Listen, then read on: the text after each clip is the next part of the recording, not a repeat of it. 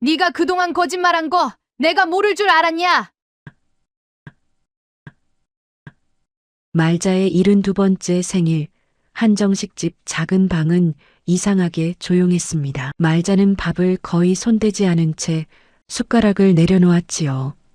그 소리에 수지는 고개를 숙였고 민호는 숨을 삼켰습니다.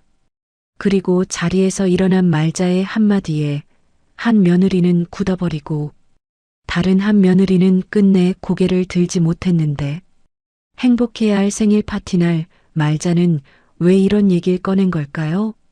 인생별 사연에 방문해 주셔서 감사합니다.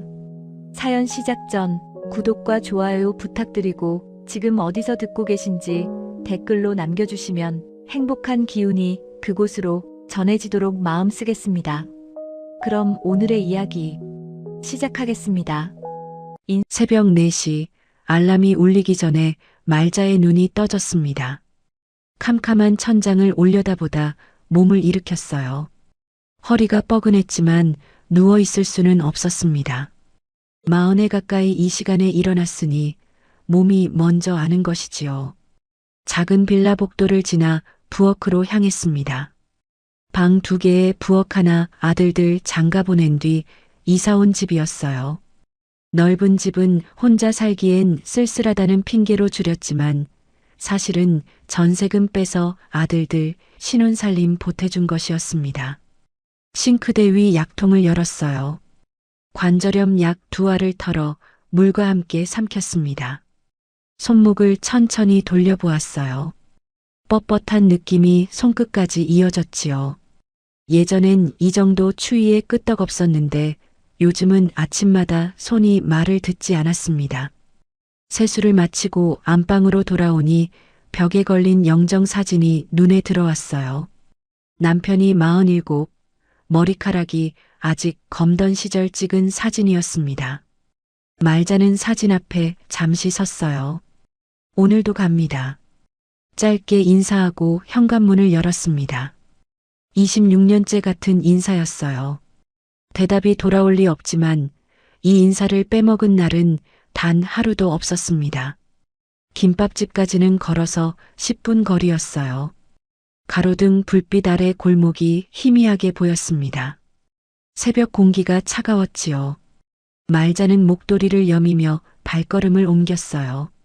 이 길을 처음 걸은 건 32살 때였습니다. 그때는 남편이 옆에 있었어요. 둘이 함께 가게 문을 열고 함께 김밥을 말았지요. 남편이 밥을 짓고 말자가 속 재료를 준비했습니다. 손발이 척척 맞았어요. 남편이 떠난 건 45되던 해였습니다. 가난 판정받고 석 달 만이었어요. 큰아들 민수가 고등학교 2학년, 작은아들 민호가 중학교 3학년이었지요. 장례를 치르고 사흘째 되던 날 말자는 새벽에 일어나 김밥집으로 향했습니다. 엄마, 좀 쉬어. 아직 장례 끝난 지 며칠이나 됐다고. 민수가 말렸지만 말자는 고개를 저었어요. 내가 안 벌면 너희가 굶어. 그 말이 전부였습니다. 울 시간이 없었어요. 새벽에 일어나 밥을 짓고 김밥을 말고 손님을 맞고 밤이 되어야 집에 돌아왔지요. 아이들이 잠든 뒤 홀로 부엌에 앉아 있으면 눈물이 났지만 아침이 오면 또 김밥집으로 향했습니다. 그렇게 26년이 흘렀어요. 가게 문을 열자 익숙한 냄새가 코끝을 스쳤습니다. 참기름 단무지, 오래된 도마 냄새. 형광등을 켜고 앞치마를 두른 뒤 밥솥부터 확인했어요. 어젯밤 불려둔 쌀이 물을 머금고 있었습니다. 단무지를 도마 위에 올리고 칼을 집어들었어요. 손목이 시큰거렸지만 개의치 않고 칼질을 시작했습니다. 32살부터 72이 된 지금까지 이 손으로 얼마나 많은 김밥을 말았는지 세어본 적이 없었어요. 그때 휴대폰이 울렸습니다. 화면에 큰 며느리 수진이라고 떴어요. 새벽 5시에 전화라니 무슨 일인가 싶어 얼른 받았습니다. 어머니, 안녕히 주무셨어요? 수진아, 이 시간에 웬일이야? 무슨 일 있어? 아니요. 그냥 저도 일찍 일어났는데 어머니 생각나서요. 오늘 날씨 춥다던데 따뜻하게 입으세요.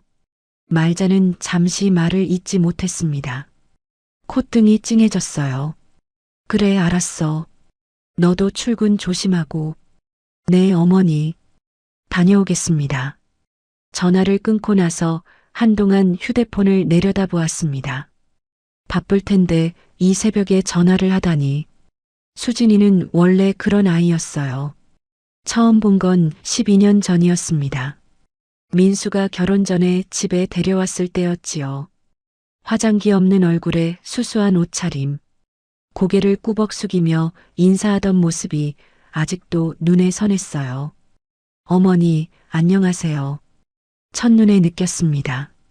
이 아이는 착하다.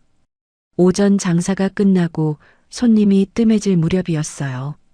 가게 문이 벌컥 열리더니 낯익은 얼굴이 뛰어들어왔습니다. 할머니, 작은아들 민혼의 막내 수빈이었어요. 초등학교 5학년 볼이 통통한 아이가 말자의 허리를 꼭 안았습니다. 어휴, 우리 수빈이 웬일이야. 엄마는? 학원 끝나고 심심해서 왔어요. 엄마는 친구 만난대요. 그래, 점심은 먹었어? 아니요. 할머니가 김밥 싸줄게. 앉아 있어. 수빈이를 의자에 앉히고 김밥을 말기 시작했어요. 밥을 펴고 단무지와 시금치를 올리는데 수빈이가 팔꿈치를 괴고 말자의 손을 유심히 바라보았습니다. 할머니, 손에 왜 이렇게 줄이 많아요? 응? 아, 이거 주름이야. 할머니가 나이 먹어서 그래. 아프지 않아요? 뭐가? 손. 아까 할머니 손목 만졌는데 되게 딱딱해요. 말자는 웃으며 수빈이의 머리를 쓰다듬었습니다. 안 아파. 할머니 손은 튼튼해. 거짓말이었어요. 아침마다 손가락이 잘 펴지지 않았고 젓가락 쥐기도 힘든 날이 있었습니다. 하지만 손녀에게 그런 말을 할 수는 없었지요. 수빈이가 김밥을 먹으며 물었어요. 할머니, 우리 집에 놀러 와요. 제 방에서 같이 자요. 그래. 할머니가 가면 수빈이 방에서 재워줄 거야? 응. 제 침대 넓어요. 아빠가 사줬어요. 그래, 할머니 곧 갈게. 진짜요? 약속? 수빈이가 새끼손가락을 내밀었어요. 말자는 구부러진 손가락을 펴서 수빈이와 약속을 걸었습니다. 아이의 손가락이 따뜻했어요. 김밥을 다 먹은 수빈이가 가방을 챙겨 일어났습니다. 할머니, 저 가요. 엄마한테 혼나요. 그래, 조심해서 가. 차 조심하고. 수빈이가 손을 흔들며 나갔어요. 문이 닫히고 나서 말자는 한동안 아이가 앉았던 자리를 바라보았습니다.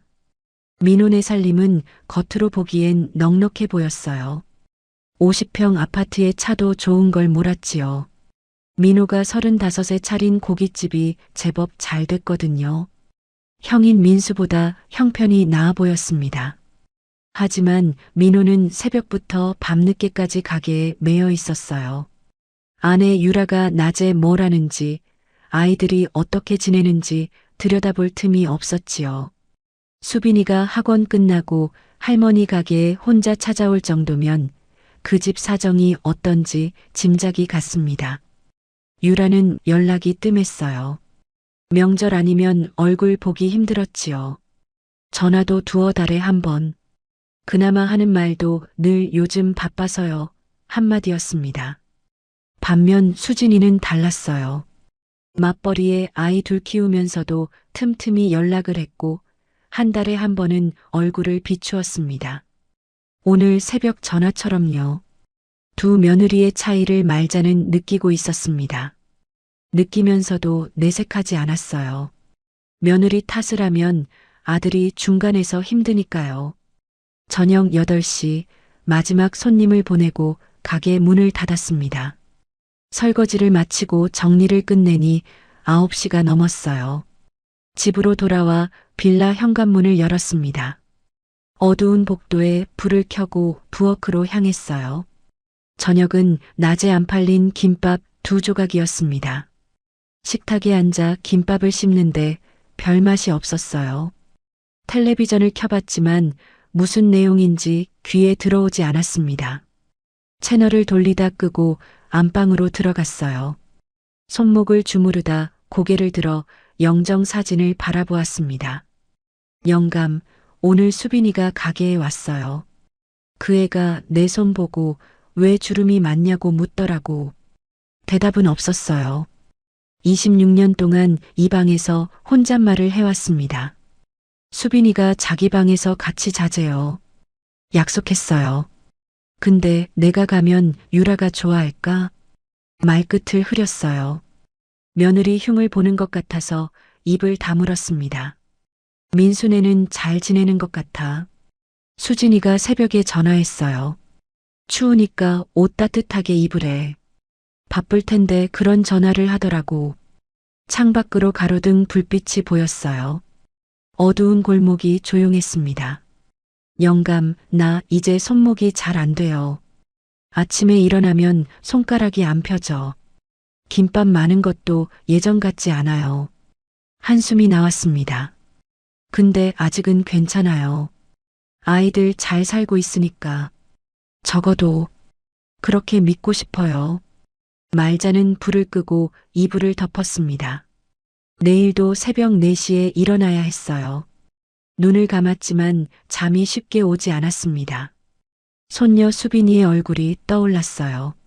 새끼손가락을 내밀며 약속 하던 목소리가 귓가에 맴돌았습니다. 언제 한번 가야지. 그 생각을 하며 말자는 눈을 감았습니다. 어느 일요일 오후 수진이 김밥집을 찾아왔습니다. 한 손에는 과일 봉지, 다른 손에는 약국 봉투가 들려 있었어요. 어머니, 식사하셨어요? 응, 아까 김밥 좀 먹었어. 너는? 저도 먹고 왔어요. 이거 과일이랑 영양제예요. 관절에 좋다길래요. 아이고, 됐어. 돈 아까운데 뭘 이런 걸 사와. 그냥 받으세요. 수진이 봉지를 조리대 위에 올려놓더니 벽에 걸린 앞치마를 집어들었습니다. 말자가 말리기도 전에 싱크대 앞으로 가서 고무장갑을 꼈어요. 야, 그건 내가 할게. 넌 앉아 있어. 어머니는 좀 쉬세요. 손목도 안 좋으신데. 수진이 물을 틀고 밀린 그릇을 닦기 시작했습니다. 등이 꼿꼿했어요. 출판사에서 하루 종일 일하고 집에 가면 아이들 저녁 챙기랴 빨래하랴 바쁠 텐데 주말에 여기까지 와서 설거지를 하고 있으니 말자는 괜히 미안해졌습니다. 설거지를 마친 수진이 행주에 손을 닦으며 돌아섰어요. 어머니, 드릴 말씀이 있어요. 뭔데 그래? 무슨 일 있어? 아니요, 안 좋은 일은 아니고요. 수진이 말자 맞은편에 앉았습니다. 잠시 뜸을 들이더니 입을 열었어요. 저희가 다음 달부터 용돈 좀 드리려고요. 많지는 않은데 50만 원씩이요. 말자의 눈이 커졌습니다. 뭔 소리야 갑자기. 너희 형편에 50이 어딨어. 빠듯해도 이 정도는 돼요. 어머니 혼자서 40해 넘게 고생하셨잖아요. 저희가 이 정도는 해야죠. 안 돼. 그 돈이면 애들 학원비나 보태. 학원비는 괜찮아요. 어머니 약값이라도 보태시라고요. 말자는 고개를 저었습니다. 하지만 수진이 물러서지 않았어요. 어머니, 거절하시면 민수 씨가 속상해해요. 본인도 찬성한 거예요. 민수 이름이 나오자 말자는 할 말을 잃었습니다. 아들이 동의해서 보내는 돈인데 돌려보내면 자식 체면이 말이 아닐 터였어요. 그래, 알았어. 근데 50은 너무 많아. 많지 않아요. 어머니 드시는 약값만 해도 얼만데요?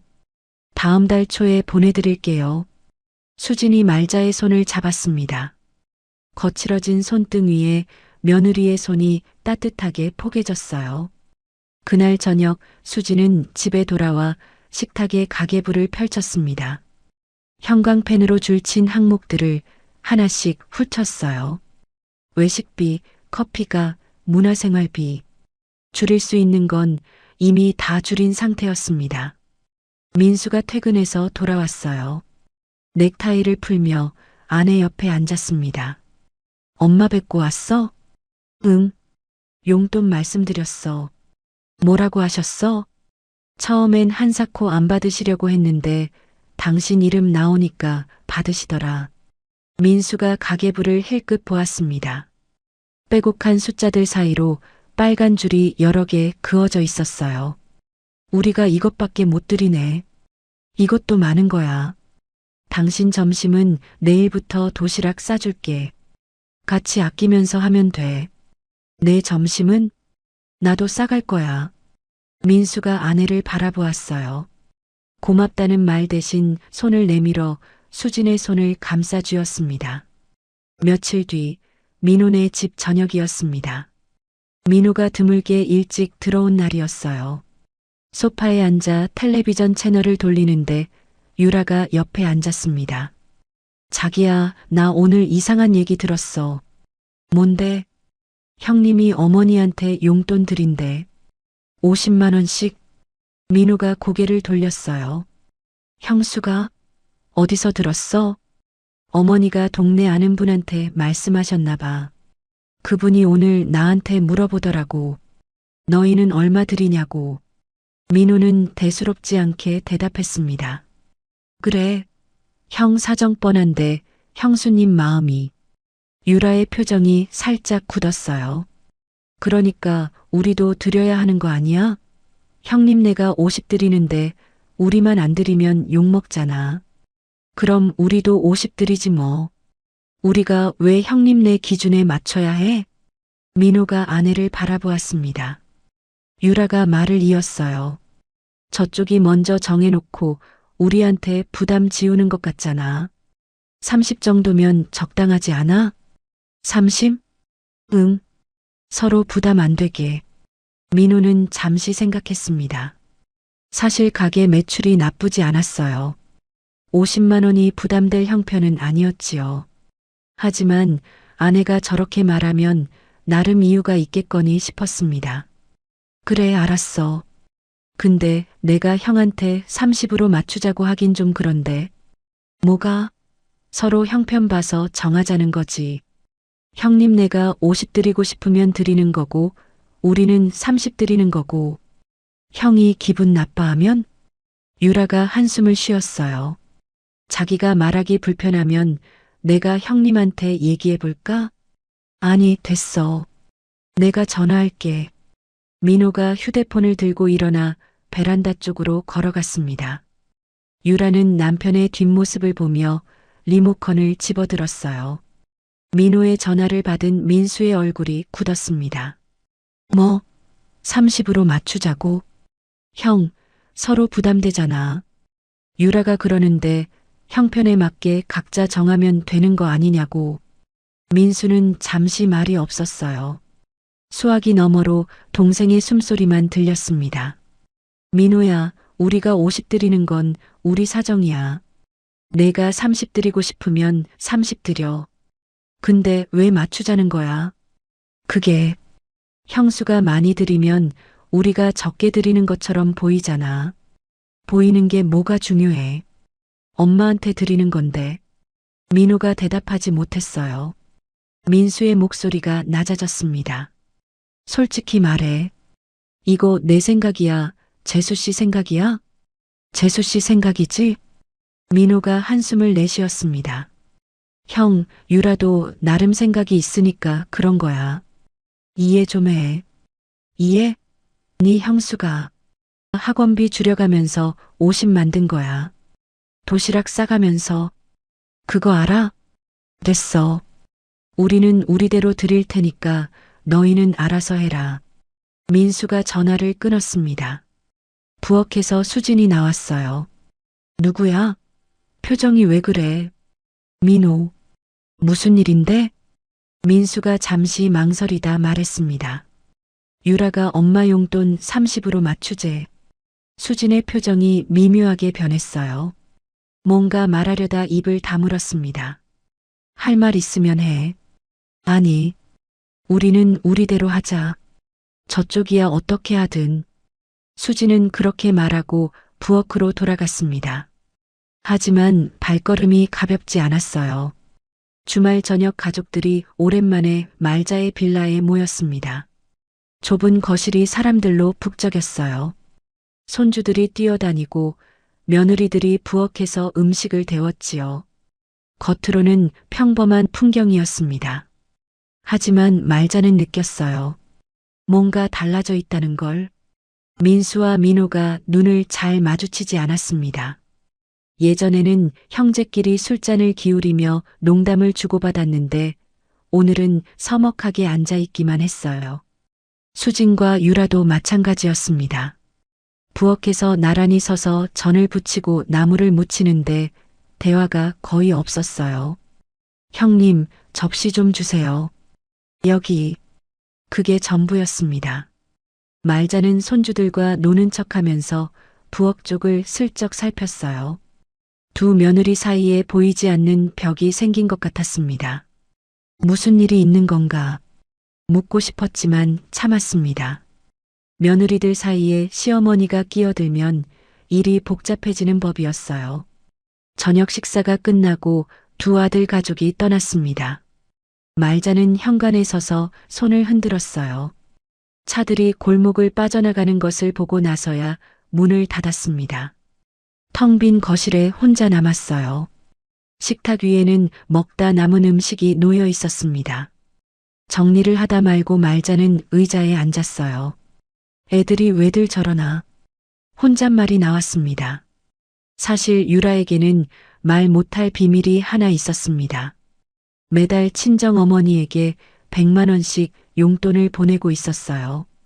남편 민호와 상의한 적은 단 한 번도 없었습니다. 결혼 초부터 시작해서 벌써 6년째였지요. 시어머니 용돈 30만 원은 아깝다면서 친정에는 매달 100만 원을 보내고 있었던 것입니다. 민호는 이 사실을 까맣게 몰랐어요. 가게 일에 매여 살림을 들여다볼 겨를이 없었으니까요. 유라는 그게 편했습니다. 늦가을 어느 날 말자는 김밥 재료를 사러 시장에 갔습니다. 단무지가 떨어져서 단골 가게에 들렀다가 돌아오는 길이었어요. 시장 골목을 빠져나오니 큰 길 건너편에 백화점이 보였습니다. 점심시간이 막 지난 시각이었어요. 백화점 정문 앞 회전문이 돌아가고 쇼핑백을 든 사람들이 오갔습니다. 말자는 별 생각 없이 그쪽을 바라보다가 걸음을 멈췄어요. 낯익은 뒷모습이 보였습니다. 유라였어요. 큼지막한 쇼핑백 2개를 양손에 들고 백화점에서 나오고 있었습니다. 쇼핑백에는 명품 브랜드 로고가 선명하게 찍혀 있었어요. 유라의 밝은 색 코트가 햇살에 반짝였습니다. 말자는 횡단보도 앞에 서서 며느리를 지켜보았어요. 유라가 주차장 쪽으로 걸어가는 모습이 점점 멀어졌습니다. 장사가 잘 되나 보다. 말자는 그렇게 생각하며 발걸음을 옮겼어요. 굳이 불러 세울 이유가 없었습니다. 며느리가 쇼핑하는 것까지 시어머니가 참견할 일은 아니니까요. 하지만 가게로 돌아오는 내내 마음 한구석이 걸렸습니다. 용돈 30만 원도 부담된다던 사람이 명품 매장에서 쇼핑을 하다니 앞뒤가 맞지 않았어요. 며칠 뒤 저녁 유라에게서 전화가 왔습니다. 어머니, 안녕하세요. 유라야. 웬일이야? 그냥 안부 전화 드리려고요.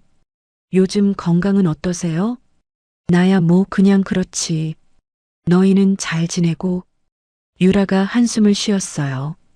수화기 너머로 지친 목소리가 들렸습니다. 어머니, 사실 요즘 민호 씨가 스트레스를 많이 받아요. 가게가 좀 안 좋아서요. 가게가? 장사 잘 된다며. 작년까진 괜찮았는데 요즘 경기가 안 좋잖아요. 손님이 많이 줄었어요. 말자는 대답하지 않았습니다. 며칠 전 백화점에서 본 장면이 떠올랐어요. 장사가 안 된다면서 명품 쇼핑백을 2개씩 들고 나오던 모습이요. 어머니? 응. 그래, 고생이 많구나. 네, 그래서 요즘 저도 신경이 많이 쓰여요. 아이고, 어머니한테 이런 얘기 드리면 안 되는데. 괜찮아. 힘들면 얘기해. 감사해요, 어머니. 다음에 인사드릴게요. 전화가 끊겼습니다. 말자는 휴대폰을 내려놓고 한동안 가만히 앉아 있었어요. 뭔가 이상했습니다. 유라의 말과 행동이 맞지 않았어요. 하지만 아들한테 내 마누라가 거짓말하는 것 같다고 말할 수는 없었습니다. 증거도 없이 며느리를 의심하면 시어머니만 나쁜 사람이 되니까요. 말자는 그날 밤 잠을 설쳤습니다. 결정적인 건 그로부터 일주일 뒤에 들었어요. 김밥집 단골 손님 중에 박 여사라는 분이 있었습니다. 60대 중반 말이 많기로 동네에서 소문난 사람이었어요. 점심시간이 지나고 손님이 뜸해질 무렵 박 여사가 김밥 한 줄을 시키며 카운터 앞에 앉았습니다. 사장님, 요즘 어때요? 뭐 그냥 그렇죠. 손님이 좀 줄긴 했어요. 다들 그렇대요. 경기가 안 좋으니까. 박 여사가 김밥을 한 입 베어 물고 씹다가 뜬금없이 물었어요. 사장님, 둘째 아드님 고깃집 하시죠? 네, 왜요? 아, 우리 아파트에 사장님 둘째 며느리 친정어머니가 사세요. 같은 동이에요. 말자의 손이 멈췄습니다. 그래요? 네, 그분이 맨날 자랑을 하세요. 딸이 효녀라고. 매달 100만 원씩 용돈 보내준다고. 말자는 잠시 귀를 의심했어요. 100만 원이라고 했나? 100만 원이요? 네, 진짜 효녀죠? 요즘 세상에 그렇게 하는 딸이 어디 있어요. 결혼해서 친정에 100만 원씩 보내기가 쉽지 않잖아요. 박 여사는 아무 눈치 없이 김밥을 먹으며 말을 이었습니다. 사장님, 며느리분 정말 대단해요. 친정 부모님 생각하는 마음이. 말자는 대답하지 못했어요. 손에 들고 있던 행주를 내려놓았습니다. 머릿속이 하얘졌어요. 박 여사가 무슨 말을 더 했는지 들리지 않았습니다. 그날 점심 장사가 끝난 뒤 말자는 도마 앞에 서서 김밥을 말았습니다. 손이 제대로 움직이지 않았어요. 단무지를 써는데 칼날이 손가락 옆을 스쳤습니다. 피가 배어 나왔어요. 말자는 멍하니 손가락을 바라보았습니다. 아픈 줄도 몰랐어요. 어휴, 사장님 손 다쳤어요. 늦은 점심을 먹으러 온 손님이 놀라서 소리쳤습니다. 말자는 그제야 정신을 차리고 손을 씻었어요. 구급상자에서 밴드를 꺼내 상처를 감쌌습니다. 손님이 걱정스러운 얼굴로 물었어요. 괜찮으세요? 안색이 안 좋아 보이는데. 괜찮아요. 잠깐 딴 생각했어요. 말자는 애써 웃었습니다. 하지만 웃음이 제대로 나오지 않았어요. 가게 문을 닫고 집으로 돌아오는 길 말자는 천천히 걸었습니다. 다리가 무거웠어요. 머릿속에서 박 여사의 말이 계속 맴돌았습니다. 매달 100만 원씩 용돈 보내준다고. 6년이면 7,200만 원이었어요. 말자는 빌라 현관문을 열고 들어갔어요. 부엌 불도 안 켜고 식탁에 앉았습니다. 어둠 속에서 한참을 그렇게 앉아 있었어요. 화가 났습니다. 서러웠어요.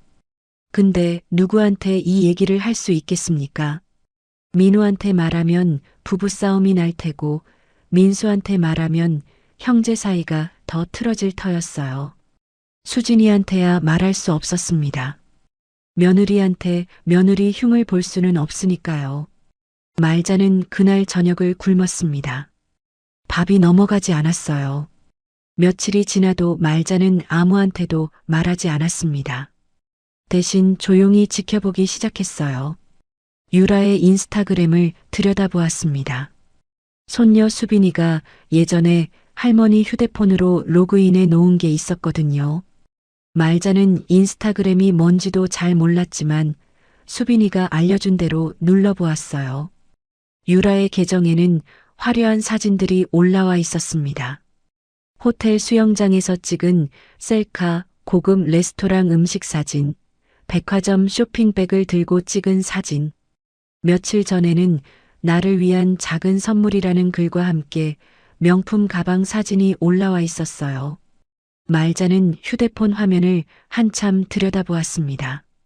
손가락으로 사진을 위아래로 넘겨보았어요. 호텔 브런치, 스파, 해외여행. 유라의 일상은 화려했습니다. 장사가 안 된다고 했잖아.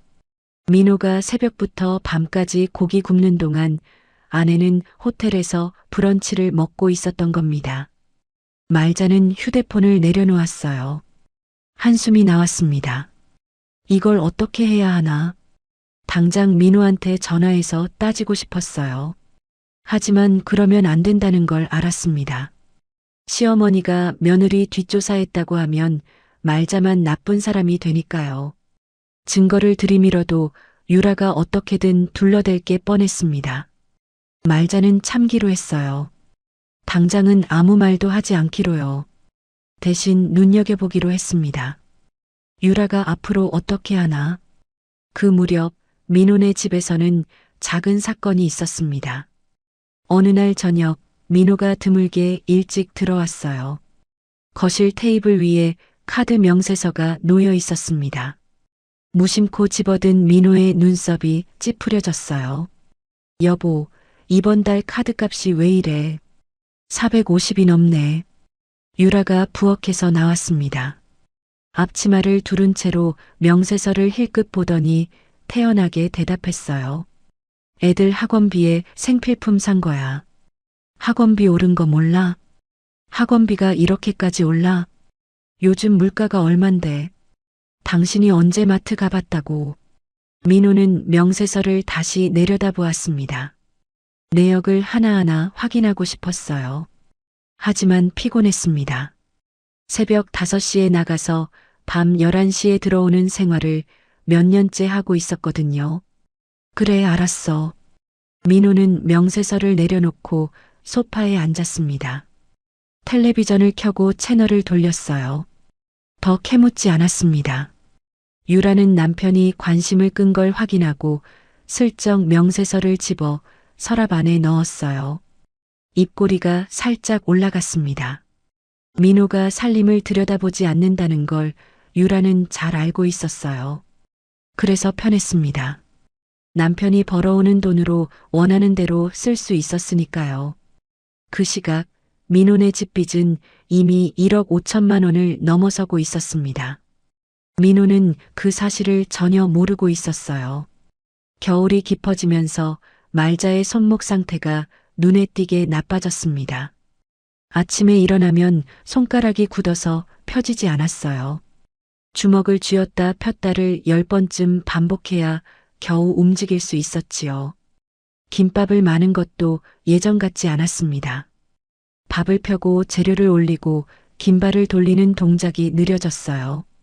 어느 날 점심시간 단골 손님이 김밥을 받아들고 고개를 갸웃거렸습니다. 사장님, 오늘 김밥이 좀 느슨한데요. 손목 괜찮으세요? 아이고, 미안해요. 요즘 손이 좀 안 좋아서. 다시 말아드릴까요? 아니에요, 먹을만해요. 근데 얼굴도 안 좋아 보이세요. 병원은 가보셨어요? 괜찮아요. 나이 먹으면 다 그런 거지. 말자는 웃으며 넘겼지만 속으로는 한숨이 나왔습니다. 손님 눈에도 보일 정도면 심각한 거였어요. 손목만 문제가 아니었습니다. 새벽에 일어나기가 점점 힘들어졌어요.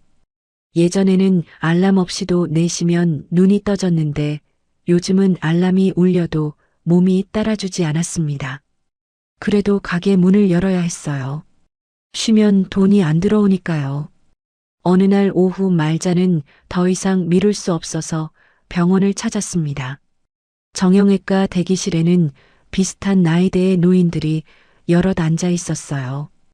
순서가 되어 진료실에 들어가자 의사가 엑스레이 사진을 화면에 띄웠습니다. 어머니, 여기 보이시죠? 관절 사이가 거의 닳았어요. 관절염이 많이 진행된 상태입니다. 약 먹으면 좀 나아질까요? 약으로는 통증만 줄일 수 있어요. 손상된 연골이 다시 생기진 않습니다. 손목을 쉬게 하셔야 해요. 쉬긴요. 제가 김밥집을 하는데 손목을 어떻게 쉬어요? 김밥집이요? 몇 년이나 하셨어요? 40년요. 의사가 안경을 고쳤으며 말자를 바라보았습니다. 표정이 진지해졌어요. 어머니, 지금처럼 계속 쓰시면 나중에 젓가락질도 힘들어집니다. 일은 들이시면 은퇴를 생각하실 때가 됐어요. 몸이 보내는 신호를 무시하시면 안 됩니다. 은퇴라는 단어가 가슴에 묵직하게 내려앉았습니다. 말자는 처방전을 받아들고 병원을 나왔어요. 김밥집은 남편이 죽고 나서 유일하게 붙잡은 것이었습니다. 40해 동안 이 일이 말자의 전부였어요. 새벽에 일어나 밥을 짓고 김밥을 말고 손님을 맞는 것. 그게 말자의 하루였고 삶이었습니다. 그걸 놓으라니요. 집으로 돌아오는 버스 안에서 말자는 창밖을 내다보았습니다. 거리에 가로등이 하나둘 켜지고 있었어요.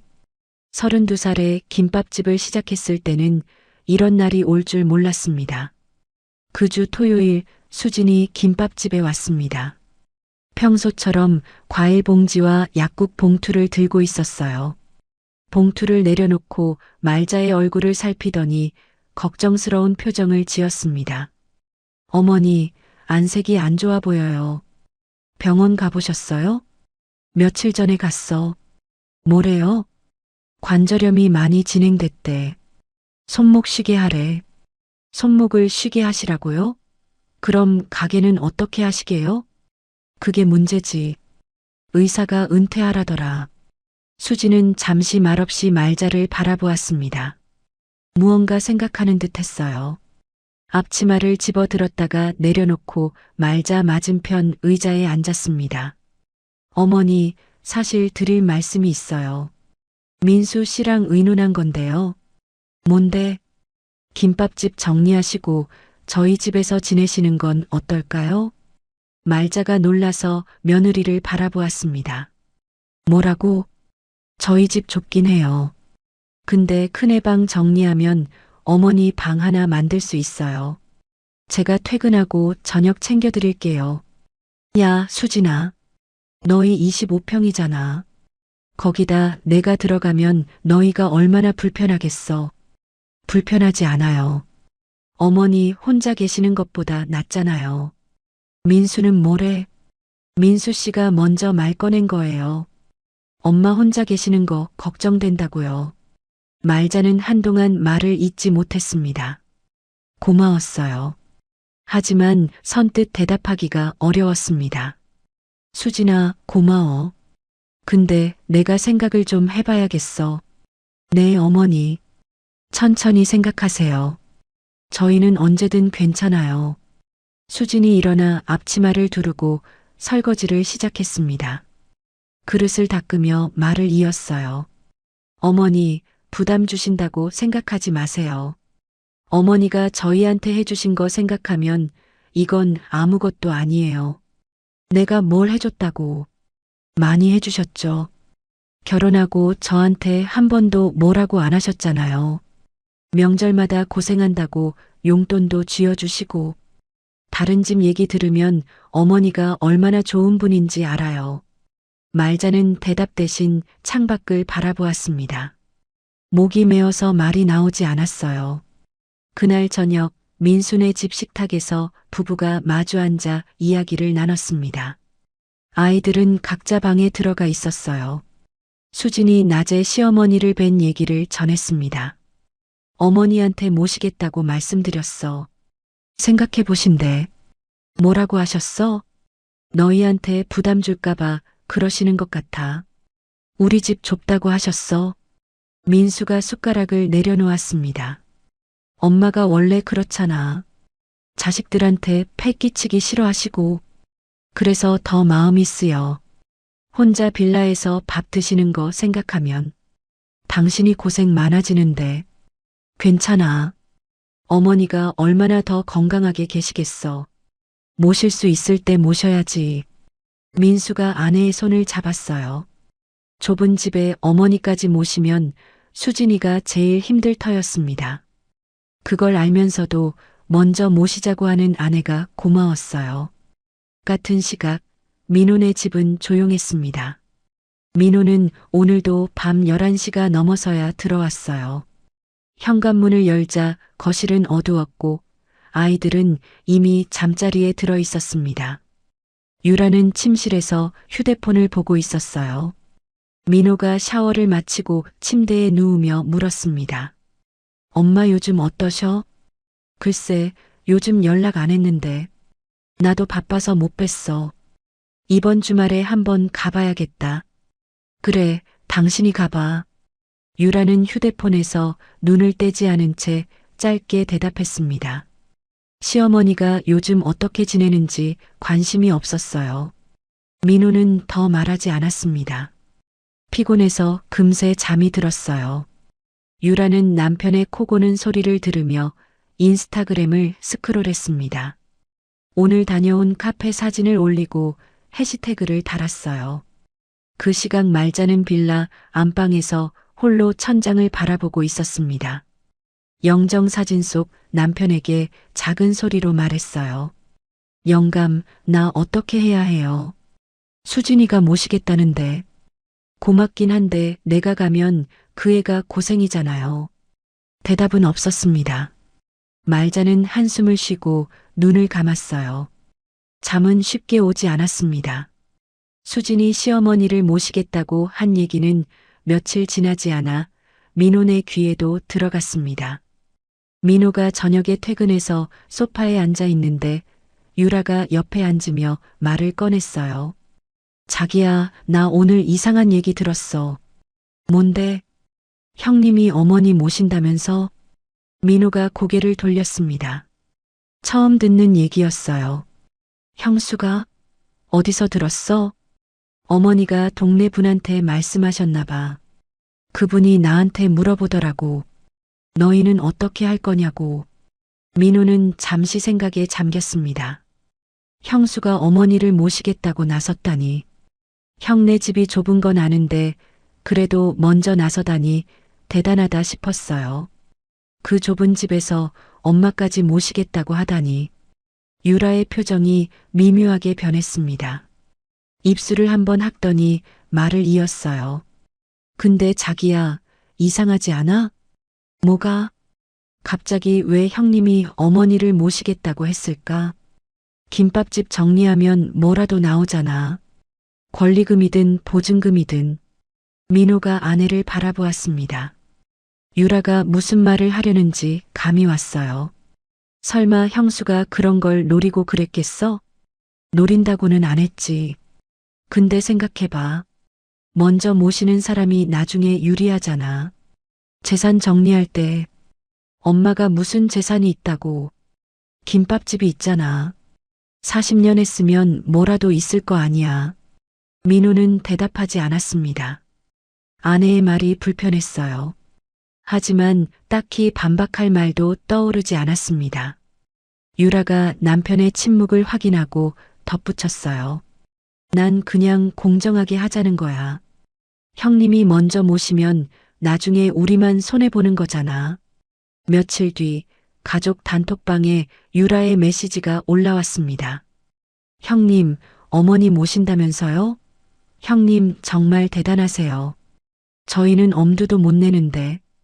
근데 나중에 어머니 가게 정리하실 때 형님네가 먼저 모셨으니까 저희는 빠져야 하는 건지 민호 씨한테 물어봐야겠어요.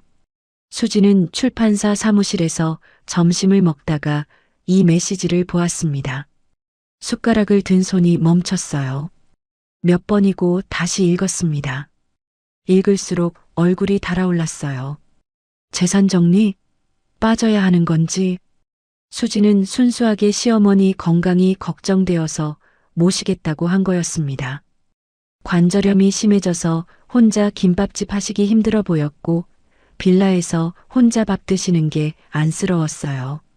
그런데 그게 재산을 노리는 것처럼 비춰지다니 손이 떨렸습니다.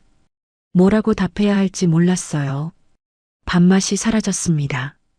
숟가락을 내려놓고 화면을 다시 들여다보았어요. 민수에게서 먼저 답이 올라왔습니다. 재수 씨, 이게 무슨 소리야? 수진이가 순수하게 어머니 걱정해서 그런 건데 재산이 뭐가 있다고 그런 얘기를 해? 유라의 답이 바로 올라왔어요. 저 나쁜 뜻으로 말한 거 아니에요.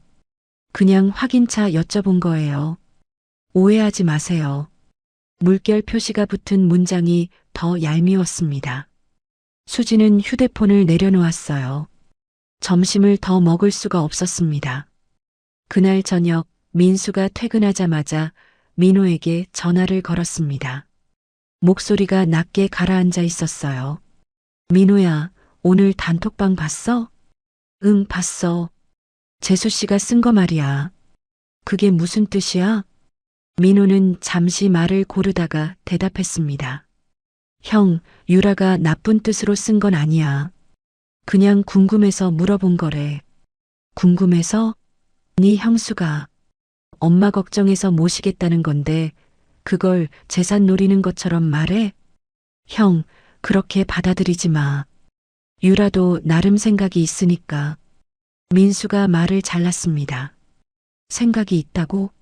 수진이가 학원비 줄여가며 50만 원 만든 거 알아? 도시락 싸가면서 아끼는 거 알아? 그러면서 엄마 모시겠다고 나선 거야. 근데 뭐라고? 민호는 대답하지 못했습니다. 형의 말이 맞았어요. 유라는 시어머니 용돈도 30으로 깎자고 했고 평소에 연락도 뜸했습니다. 형, 미안해. 유라가 말을 좀 잘못한 것 같아. 내가 얘기해 볼게. 얘기해서 뭐가 달라져. 단톡방에 다 올라갔는데. 민수가 전화를 끊었습니다. 민호는 한참 동안 꺼진 화면을 들여다보았어요. 말자는 그날 밤 단톡방 메시지를 전부 보았습니다. 작은 빌라 안방에서 휴대폰 화면을 들여다보며 한 글자 한 글자 읽었어요. 눈이 침침해서 돋보기를 쓰고 봐야 했습니다. 유라가 쓴 메시지, 민수가 쓴 메시지, 다시 유라가 쓴 메시지. 다 읽고 나서 말자는 휴대폰을 내려놓았습니다. 한숨이 나왔어요. 수진이가 모시겠다고 한 건 순수한 마음이라는 걸 말자는 알고 있었습니다. 그 아이가 재산을 노릴 사람이 아니었어요. 10년 넘게 지켜보면서 알았습니다. 반면 유라는 달랐어요. 용돈 얘기 때부터 느꼈습니다. 재산 없다고 하면 어떻게 나올까? 그게 궁금해졌어요. 말자는 화면을 캡처해 두었습니다. 나중에 필요할지도 모른다는 생각이 들었어요. 그러고는 휴대폰을 서랍에 넣고 불을 껐습니다. 어둠 속에서 천장을 바라보며 생각했어요. 그래, 누가 어떤 마음인지 제대로 보자. 재산이 없다고 하면 누가 남고 누가 떠나는지. 그 주 일요일 민수네 집에서 부부가 마주 앉아 있었습니다. 아이들은 외출 중이었어요. 수진의 눈이 붉게 충혈되어 있었습니다. 며칠째 잠을 제대로 못 잔 티가 났어요. 나 진짜 억울해. 어머니 걱정되어서 모시겠다고 한 건데. 그게 왜 재산 노리는 게 돼? 알아. 당신 마음 나도 알아. 유라 씨가 왜 그런 말을 한 거야? 평소에 어머니한테 뭘 했다고? 수진의 목소리가 떨렸습니다. 민수가 아내의 손을 잡았어요. 신경 쓰지 마. 엄마도 다 알고 계실 거야. 당신이 진심인 거. 근데 단톡방에 다 올라갔잖아. 다른 사람들이 보면 내가 재산 노리는 사람 같잖아. 수진이 고개를 숙였습니다. 눈물이 한 방울 떨어졌어요. 민수는 아내의 어깨를 감싸 안았습니다. 할 말이 없었어요. 같은 시각 민호네 집에서는 부부 사이에 찬 기운이 흐르고 있었습니다. 민호가 소파에 앉아 유라를 바라보았어요. 당신 왜 단톡방에 그런 글을 썼어? 뭐가? 난 그냥 물어본 거야. 그냥 물어본 거라고?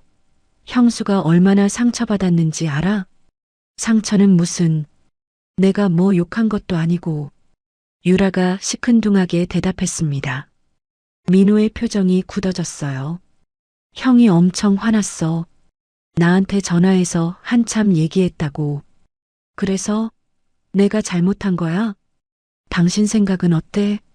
형수가 재산 노리고 엄마 모시겠다고 한 것 같아? 유라가 잠시 말을 멈췄습니다. 그러더니 어깨를 으쓱하며 대답했어요.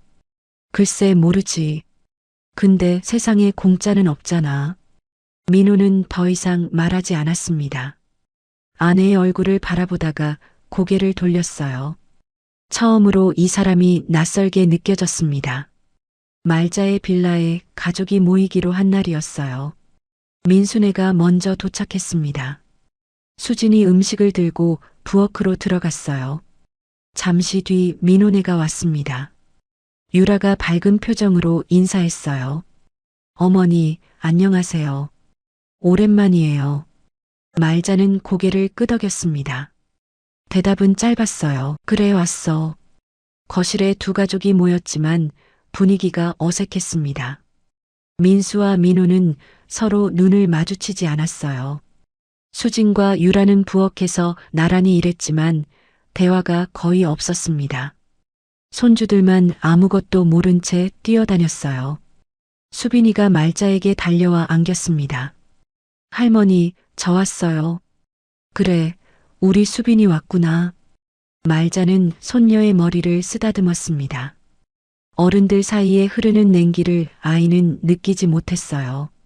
저녁 식사 내내 말자는 조용히 지켜보았습니다. 누가 누구를 어떻게 대하는지, 누가 무슨 표정을 짓는지. 유라는 연신 밝게 웃으며 말을 걸었지만 말자의 눈에는 다 보였어요. 그 웃음 뒤에 무엇이 있는지. 가족들이 떠나고 난 뒤 말자는 혼자 남은 거실에 앉아 있었습니다. 한참을 그렇게 앉아 있다가 중얼거렸습니다. 재산이 없으면 어떻게 되나 한번 보자. 명절이 지나고 일주일 뒤 말자는 두 아들 부부를 김밥집으로 불러 모았습니다. 오후 3시 점심 장사가 끝난 시간이었어요. 가게 안에는 김밥 냄새와 참기름 향이 남아 있었습니다. 민수 부부가 먼저 도착했어요. 수진이 말자에게 인사를 하고 한쪽 자리에 앉았습니다. 잠시 뒤 민호 부부가 들어왔어요. 유라가 밝은 목소리로 인사했습니다. 어머니, 안녕하세요. 갑자기 부르셔서 무슨 일인가 했어요. 말자는 고개만 끄덕이고 대답하지 않았습니다. 네 사람이 자리에 앉아 좁은 가게 안이 꽉 찬 느낌이었어요. 민수와 민호는 서로 눈을 피했고 수진과 유라 사이에는 보이지 않는 벽이 있었습니다. 말자가 천천히 입을 열었어요. 다들 바쁜데 부른 건 할 말이 있어서야. 무슨 말씀이신데요, 어머니? 민호가 물었습니다. 말자는 아들의 얼굴을 잠깐 보고 시선을 돌렸어요. 재산 얘기가 나왔으니 분명히 해두려고. 단톡방에서 봤다. 유라의 표정이 살짝 굳었습니다. 수지는 고개를 숙였어요. 말자가 말을 이었습니다. 나한테 재산 없다. 분명히 말해둔다. 네 사람이 말자를 바라보았습니다. 민수가 먼저 입을 열었어요. 엄마, 갑자기 무슨 말씀이세요? 재산 얘기가 나왔으니 확실히 해두는 거야. 이 김밥집 정리해봤자 얼마 되지도 않고 그건 내 노후 자금이니까 손댈 생각 마라. 말자의 목소리는 담담했습니다. 감정을 섞지 않으려고 애쓰는 게 느껴졌어요. 40년 했어도 모아둔 돈 없다. 너희 아버지 병원비에 다 들어갔고 너희 결혼할 때 보태주느라 남은 것도 없어. 그러니까 나중에 내가 죽어도 물려줄 게 없다. 기대하지 마라. 침묵이 흘렀습니다. 아무도 말을 하지 않았어요. 유라가 먼저 입을 열었습니다. 목소리가 약간 떨렸어요. 어머니, 저희가 언제 재산 때문에 그런 거예요? 오해하신 것 같아요. 오해가 아니야. 단톡방에 내가 쓴 거 다 봤다. 재산 정리할 때 형님네가 유리하다고 했지. 유라의 얼굴이 붉어졌습니다. 할 말을 찾지 못하고 입술만 달싹거렸어요. 수진이 조용히 말했습니다. 어머니, 저희는 재산 때문에 모시겠다고 한 거 아니에요. 어머니 건강이 걱정돼서 그런 거예요. 알아. 수진아, 내 마음은 안다. 말자가 수진을 바라보며 고개를 끄덕였습니다. 그 시선이 유라에게로 옮겨갔어요. 그러니까 분명히 해두는 거다. 나한테 재산 없으니까 누구도 기대하지 마. 앞으로 날 어떻게 대하든 그건 너희 마음이야. 가게를 나서는 길 유라의 표정이 굳어 있었습니다. 민호가 조심스럽게 말을 걸었어요. 어머니가 왜 저러실까? 갑자기 재산 얘기를 하시다니. 유라가 차 문을 열며 퉁명스럽게 대답했습니다. 당신 형수 때문이지 뭐. 모시겠다고 나서니까 어머니가 오해하신 거야. 당신이 단톡방에 그런 글 써서 그런 거 아니야? 유라가 민호를 쏘아보았어요. 내가 뭘 잘못했는데? 나는 그냥 물어본 것뿐이야. 민호는 더 말하지 않았습니다. 아내와 말다툼하고 싶지 않았어요. 차에 올라타며 한숨을 쉬었습니다. 유라는 차창 밖을 바라보며 생각에 잠겼어요. 재산이 없다니. 김밥집 40년 했으면 뭐라도 있을 줄 알았는데 내심 기대했던 게 사실이었습니다. 시어머니가 돌아가시면 김밥집 권리금이라도 나올 줄 알았어요. 입맛이 썼습니다. 괜히 모시겠다고 나설 필요도 없겠다 싶었어요. 그날 이후로 유라의 발길이 뚝 끊겼습니다. 한 달이 지나도 연락이 없었어요. 명절에만 의무적으로 얼굴을 비출 뿐 평소에는 전화 한 통 없었어요. 말자가 먼저 연락하면 유라는 늘 같은 대답을 했습니다. 어머니, 죄송해요. 요즘 너무 바빠서요. 다음에 인사드릴게요. 바쁘다는 말이 석 달째 이어졌습니다. 민호도 가게 일에 매여 엄마를 찾아뵐 여유가 없었어요. 민호네 가족이 말자의 빌라에 온 건 석 달 동안 딱 한 번, 설 명절 때뿐이었습니다. 반면 수지는 달랐습니다. 재산이 없다는 말을 듣고도 변함이 없었어요. 여전히 주말마다 김밥집에 들러서 설거지를 도왔습니다.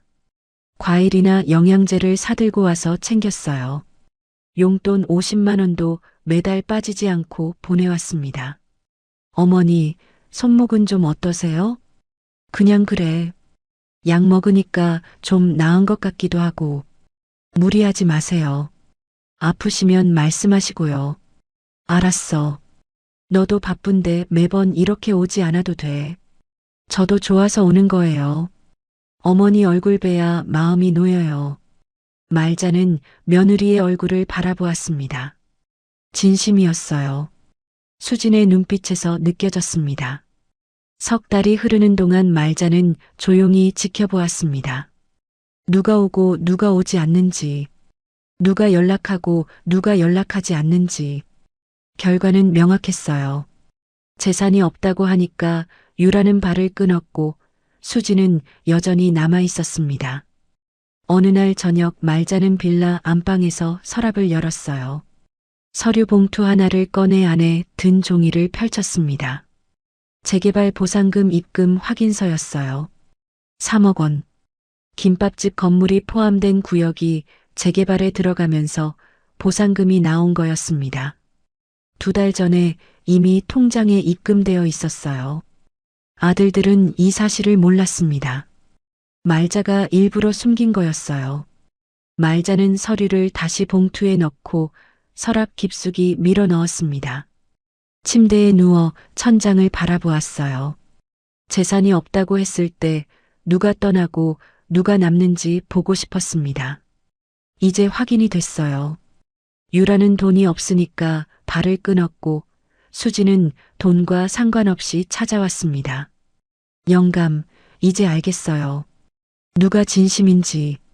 말자가 영정사진을 향해 작은 소리로 말했습니다. 김밥집 정리를 시작한 건 그 즈음이었어요. 손목 상태가 더 나빠져서 더 이상 미룰 수가 없었습니다. 아침에 일어나면 손가락이 아예 안 펴지는 날도 있었어요. 마지막 영업일, 단골 손님들이 하나둘 찾아왔습니다. 40년 동안 이 김밥을 먹어온 사람들이었어요.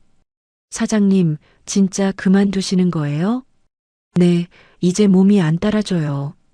아이고, 이 김밥 못 먹으면 어떡해요. 다른 데는 맛이 달라서. 손님들이 아쉬워하며 김밥을 사갔습니다. 말자는 마지막 김밥을 말면서 손목이 욱신거렸지만 꾹 참았어요. 저녁이 되어 마지막 손님을 보내고 가게 문을 닫았습니다. 불을 끄고 텅 빈 가게 안을 둘러보았어요. 40년 동안 서 있던 자리, 남편과 함께 시작해서 혼자 지켜온 곳, 눈시울이 뜨거워졌습니다. 하지만 울지 않았어요. 울면 놓아주기가 더 힘들 것 같았습니다. 여보, 나 이제 여기 놓을게요. 고생 많았어요. 아무도 없는 가게에서 말자는 작은 소리로 인사했습니다.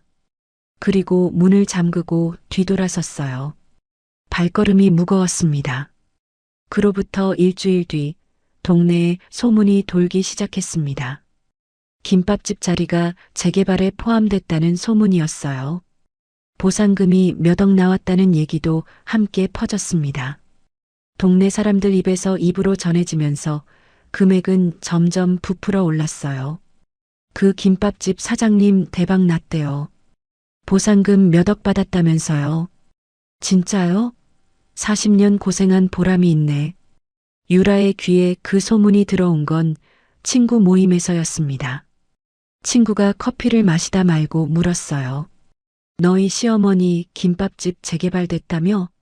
보상금 엄청 나왔대. 유라의 눈이 커졌습니다. 뭐? 어디서 들었어? 우리 엄마가 그쪽 동네 사시잖아. 다들 알던데. 유라는 커피잔을 내려놓았어요. 머릿속이 복잡해졌습니다. 재산이 없다고 했잖아. 보증금 2천만 원뿐이라고 했잖아. 그런데 재개발 보상금이 나왔다고? 소문을 들은 날부터 유라가 달라졌습니다. 석 달 동안 코빼기도 보이지 않던 사람이 느닷없이 시어머니 빌라 현관 앞에 서 있었어요. 초인종이 울리고 말자가 문을 열자 유라의 환한 웃음이 먼저 들어왔습니다. 양손에는 백화점 리본이 묶인 한우 세트가 들려 있었어요. 어머니, 안녕하세요. 요즘 건강은 어떠세요? 말자는 문틀에 손을 얹은 채 며느리를 위아래로 훑었습니다. 유라는 웃고 있었지만 눈이 웃지 않았어요.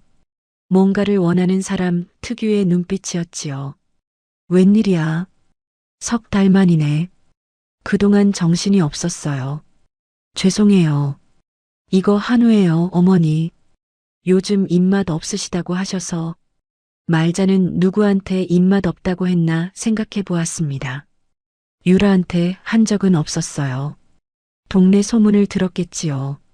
재개발 소문과 함께. 그래, 들어와. 유라가 거실 소파에 앉아 연신말을 쏟아냈습니다. 빌라가 깔끔하네요. 어머니 안색이 좋아 보여요. 손주들이 할머니 보고 싶어 해요. 입술이 쉴 새 없이 움직였어요. 말자는 부엌에서 보리차를 따라왔습니다. 컵을 내려놓을 때 일부러 천천히 움직였어요. 유라의 눈동자가 말자의 손끝을 따라 움직이는 게 보였습니다. 어머니, 김밥집 정리하셨다면서요? 응. 많이 섭섭하시겠어요. 40년이나 하셨는데. 어쩔 수 없지. 손목이 안 되니까. 근데요, 어머니. 유라가 보리차 잔을 양손으로 감싸주며 말자를 올려다보았어요. 조심스럽지만 집요한 눈빛이었습니다. 그 자리가 재개발된다고 들었어요. 보상금 같은 거 나오지 않아요? 말자는 대답하지 않고 유라를 바라보았습니다. 3초, 5초. 유라의 미소가 조금씩 굳어갔어요. 어색한 침묵을 못 견딘 유라가 먼저 입을 열었습니다. 아, 저는 그냥 궁금해서요. 어머니한테 좋은 일이면 다행이다 싶어서. 그래. 고맙다. 말자는 짧게 대답하고 보리차를 한 모금 마셨습니다. 더 말해줄 생각이 없었어요. 그 뒤로 유라가 일주일에 2번씩 찾아왔습니다. 올 때마다 손에 뭔가를 들고 왔어요. 과일, 홍삼, 건강식품. 3달 동안 전화 한 통 없던 사람이 갑자기 효녀처럼 굴었습니다. 어느 날은 대뜸 이런 말을 꺼냈어요. 어머니, 저희 집에서 사시는 건 어때요? 50평이라 넓어요. 어머니 방 따로 드릴 수 있어요. 말자는 유라의 얼굴을 가만히 들여다보았습니다. 3달 전에 수진이가 모시겠다고 했을 때 단톡방에 뭐라고 썼는지 생생하게 기억났어요. 재산 정리할 때 형님네가 유리하다고. 저희는 빠져야 하는 건지. 그때는 비꼬더니 이제 와서 모시겠다고요. 생각해 볼게. 말자는 짧게 대답했습니다. 유라는 만족스러운 얼굴로 돌아갔어요. 현관문이 닫히고 나서 말자는 한참 동안 빈 거실에 서 있었습니다. 며칠 뒤면 생일이었습니다. 72번째 생일.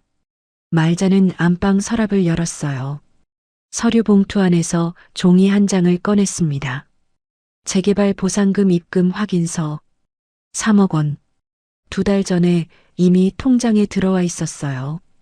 말자는 종이를 한참 들여다보다가 서랍에 다시 넣었습니다. 침대 가장자리에 앉아 영정 사진을 바라보았어요. 영감, 내가 잘하는 거 맞아요? 대답 없는 사진을 향해 중얼거렸습니다. 이렇게 시험하는 게 맞는 건지 모르겠어요. 근데 이제 끝을 내야 할 것 같아요. 생일 당일 저녁 6시, 동네 한정식집. 좁은 방 안에 가족이 모였습니다. 민수 부부와 아이들, 민호 부부와 아이들. 손주들은 옆 테이블에 따로 앉았어요. 어른 6명이 네모난 테이블을 둘러쌌습니다. 음식이 차려졌지만 젓가락이 잘 움직이지 않았어요. 민수와 민호는 시선이 마주칠 때마다 슬쩍 피했습니다. 수지는 밥알만 굴리고 있었어요. 유라만 연신 밝은 척 말을 걸었습니다. 어머니, 오늘 한정식 분위기 좋네요. 역시 어머니가 고르시는 건 달라요. 그래. 말자가 짧게 대답하고 젓가락을 내려놓았습니다. 국물도 뜨지 않았어요. 밥상 위로 어색한 침묵이 흘렀습니다. 젓가락 부딪히는 소리, 국 떠먹는 소리만 들렸어요. 밥이 반쯤 줄었을 때 말자가 숟가락을 내려놓았습니다. 금속이 그릇에 부딪히며 맑은 소리가 났어요. 네 사람의 시선이 말자에게 쏠렸습니다. 다들 밥 먹는데 미안하다만. 말자의 목소리가 낮게 깔렸어요. 평소보다 한 톤 낮았습니다. 오늘 내 생일이니까 하고 싶은 말 하겠다. 끝까지 듣고 나서 말해라.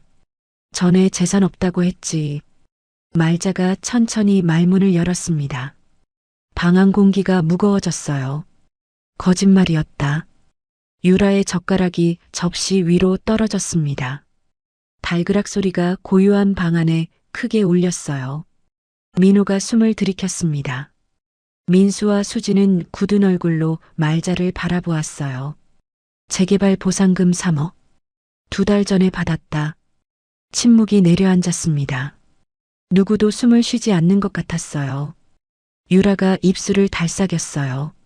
뭔가 말하려는 듯 했습니다. 말자가 손을 들어 올렸어요. 아직 안 끝났어. 유라의 입이 다물렸습니다. 말자의 눈이 며느리에게 고정되었어요. 유라야. 네, 어머니. 유라의 목소리가 가늘게 떨렸습니다. 재산 없다고 했을 때 넌 3달 동안 코빼기도 안 비쳤어. 유라의 손이 무릎 위에서 꼬였어요. 바쁘다고만 했지. 전화 한 통 없었어. 어머니, 그건 말 끊지 말라고 했다. 말자의 목소리가 낮게 내리눌렀어요. 방 안 온도가 떨어진 것 같았습니다. 유라가 움찔하며 고개를 숙였어요. 근데 재개발 소문나니까 일주일에 2번씩 왔지. 한우 들고 홍삼 들고 50평 집에서 사시라고 했지. 형님네는 좁아서 불편하실 거라고. 민수의 주먹이 테이블 아래에서 쥐어졌습니다. 수진이 입술을 깨물었어요. 난 눈 안 멀었다, 유라야. 말자가 물을 한 모금 마셨습니다. 물컵을 내려놓는 손이 조금 떨렸지만 목소리는 흔들리지 않았어요. 그리고 하나 더 있어. 민호가 말자를 올려다보았습니다. 뭔가 불길한 예감에 등줄기가 서늘해지는 게 느껴졌어요. 유라가 친정 어머니한테 매달 100만 원씩 보내는 거 알아? 민호의 얼굴에서 핏기가 빠졌습니다. 볼이 창백해지고 입술이 파르르 떨렸어요. 뭐요? 결혼하고 6년 동안 매달 100만 원씩? 합치면 7,200만 원이야. 민호가 유라를 쳐다보았습니다. 유라는 고개를 숙인 채 남편의 시선을 피했어요. 유라야, 이게 사실이야? 유라가 대답하지 않았습니다. 테이블 위 물컵 안에서 물이 미세하게 흔들렸어요. 누군가의 다리가 떨리고 있었습니다. 유라야. 민호의 목소리가 높아졌어요. 유라가 고개를 번쩍 들었습니다. 눈에 핏줄이 섰어요. 그게 뭐가 어때서? 내 친정인데 내가 좀 도와줄 수도 있는 거잖아. 도와주는 게 문제가 아니야. 민호가 벌떡 일어났습니다. 의자 다리가 바닥을 긁으며 끼익 소리를 냈어요. 옆 테이블에서 손주들이 놀란 눈으로 이쪽을 바라보았습니다. 왜 나한테 숨겼냐고. 6년 동안. 민호의 가슴이 거칠게 오르내렸어요. 관자놀이에 핏대가 섰습니다. 나는 새벽 5시에 나가서 밤 11시에 들어와. 잠도 못 자고 고기 뒤집고 있어. 근데 그 돈이 어디로 새는지도 모르고 산 거야.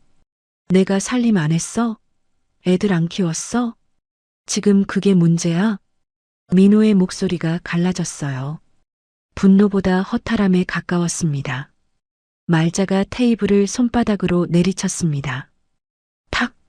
그릇들이 덜컥거렸어요. 국물이 출렁였습니다. 모두의 시선이 말자에게 쏠렸어요. 앉아라, 민호야. 아직 안 끝났어. 민호가 천천히 의자에 앉았습니다. 무릎이 풀린 것처럼 털썩 주저앉았어요. 말자가 수진을 바라보았습니다. 수진아. 네, 어머니. 수진의 목소리가 떨렸어요. 너 50만 원 보내느라 외식도 못하고 산 거 안다. 수진의 눈시울이 붉어졌습니다. 입술을 악물었지만 턱 끝이 떨렸어요. 도시락 싸가면서 아끼고 학원비 줄여가면서 모은 돈이지. 재산 없다고 했을 때도 매주 와서 설거지해주고 과일 사다 주고 용돈 끊은 적 없었어. 말자가 테이블 위로 손을 뻗어 수진의 손을 잡았습니다. 내가 진심인 건 처음부터 알았다. 수진의 눈에서 눈물이 뚝 떨어졌어요. 소리 없이 흘러내렸습니다. 민수가 아내의 등에 손을 올렸어요. 유라가 갑자기 의자를 밀고 일어났습니다. 의자가 뒤로 넘어질 뻔했어요. 어머니. 목소리가 날카롭게 찢어졌습니다. 얼굴이 얼룩덜룩하게 붉어져 있었어요. 왜 저만 나쁜 사람 만들어요? 형님은요? 유라의 손이 테이블 위를 짚었습니다. 손가락 끝이 하얗게 질려 있었어요.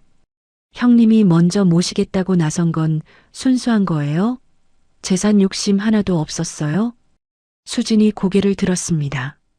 눈물 젖은 얼굴로 유라를 똑바로 바라보았어요. 나는 재산 때문에 그런 거 아니야. 누가 알아요? 속마음은 모르잖아요. 어머니 손목이 안 좋으셔서 걱정돼서 그런 거야. 혼자 밥 드시는 게 안쓰러워서 그런 거야. 수진의 목소리도 떨리기 시작했어요.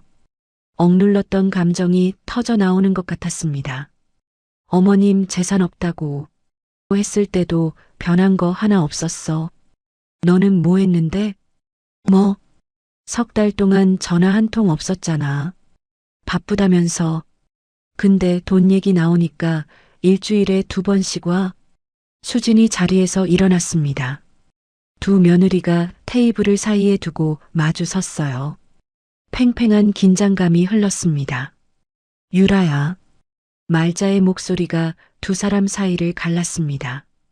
유라가 시어머니를 돌아보았어요.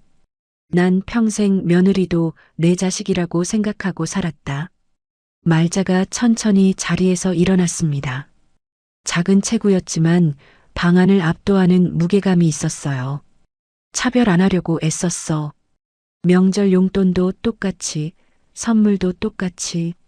누가 더 낫고 누가 못하고 그런 생각 안 하려고 했어. 말자가 유라 앞으로 한 걸음 다가갔습니다. 근데 너는 날 뭘로 본 거야? 유라의 눈에서 눈물이 흘러내렸어요. 입술이 파르르 떨렸습니다.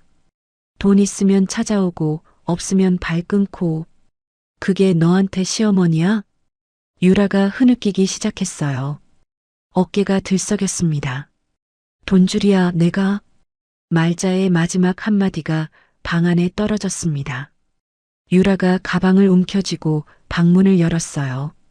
울음 섞인 발소리가 복도로 멀어졌습니다. 방문이 쾅 닫혔어요. 남은 사람들 사이로 무거운 침묵이 내려앉았습니다. 숟가락 하나 움직이지 않았어요. 옆 테이블에서 수빈이가 일어났습니다. 작은 발소리가 방 안으로 들어왔어요. 수빈이가 말자의 옷자락을 잡아당겼습니다. 할머니, 엄마 왜 울어요? 말자가 허리를 굽혀 손녀의 눈높이에 맞췄어요. 수빈이의 머리를 쓰다듬었습니다. 괜찮아. 어른들 얘기야. 수빈이의 맑은 눈에 말자의 주름진 얼굴이 비쳤습니다. 유라가 나가고 방 안에 정적이 흘렀습니다. 민호가 고개를 숙인 채 꼼짝도 하지 않았어요. 두 손이 무릎 위에서 부들부들 떨리고 있었습니다. 민수는 동생을 바라보다가 시선을 돌렸어요. 수지는 눈물을 훔치며 다시 자리에 앉았습니다. 손주들이 옆 테이블에서 웅성거렸어요. 분위기가 심상치 않다는 걸 느낀 듯 했습니다. 수빈이가 다시 자리로 돌아갔지만 자꾸 이쪽을 힐끔거렸어요. 말자가 물을 한 모금 마셨습니다. 목이 말랐어요. 할 말이 아직 남아 있었습니다. 민호야. 네, 엄마. 민호가 고개를 들었어요. 눈이 충혈되어 있었습니다. 지난 몇 분 사이에 10년은 늙은 것 같은 얼굴이었어요. 내 마누라 얘기 다 했으니까 이제 너한테 묻겠다. 민호가 입술을 깨물었습니다. 내 가게 살림이 어떻게 돌아가는지 알기는 아냐?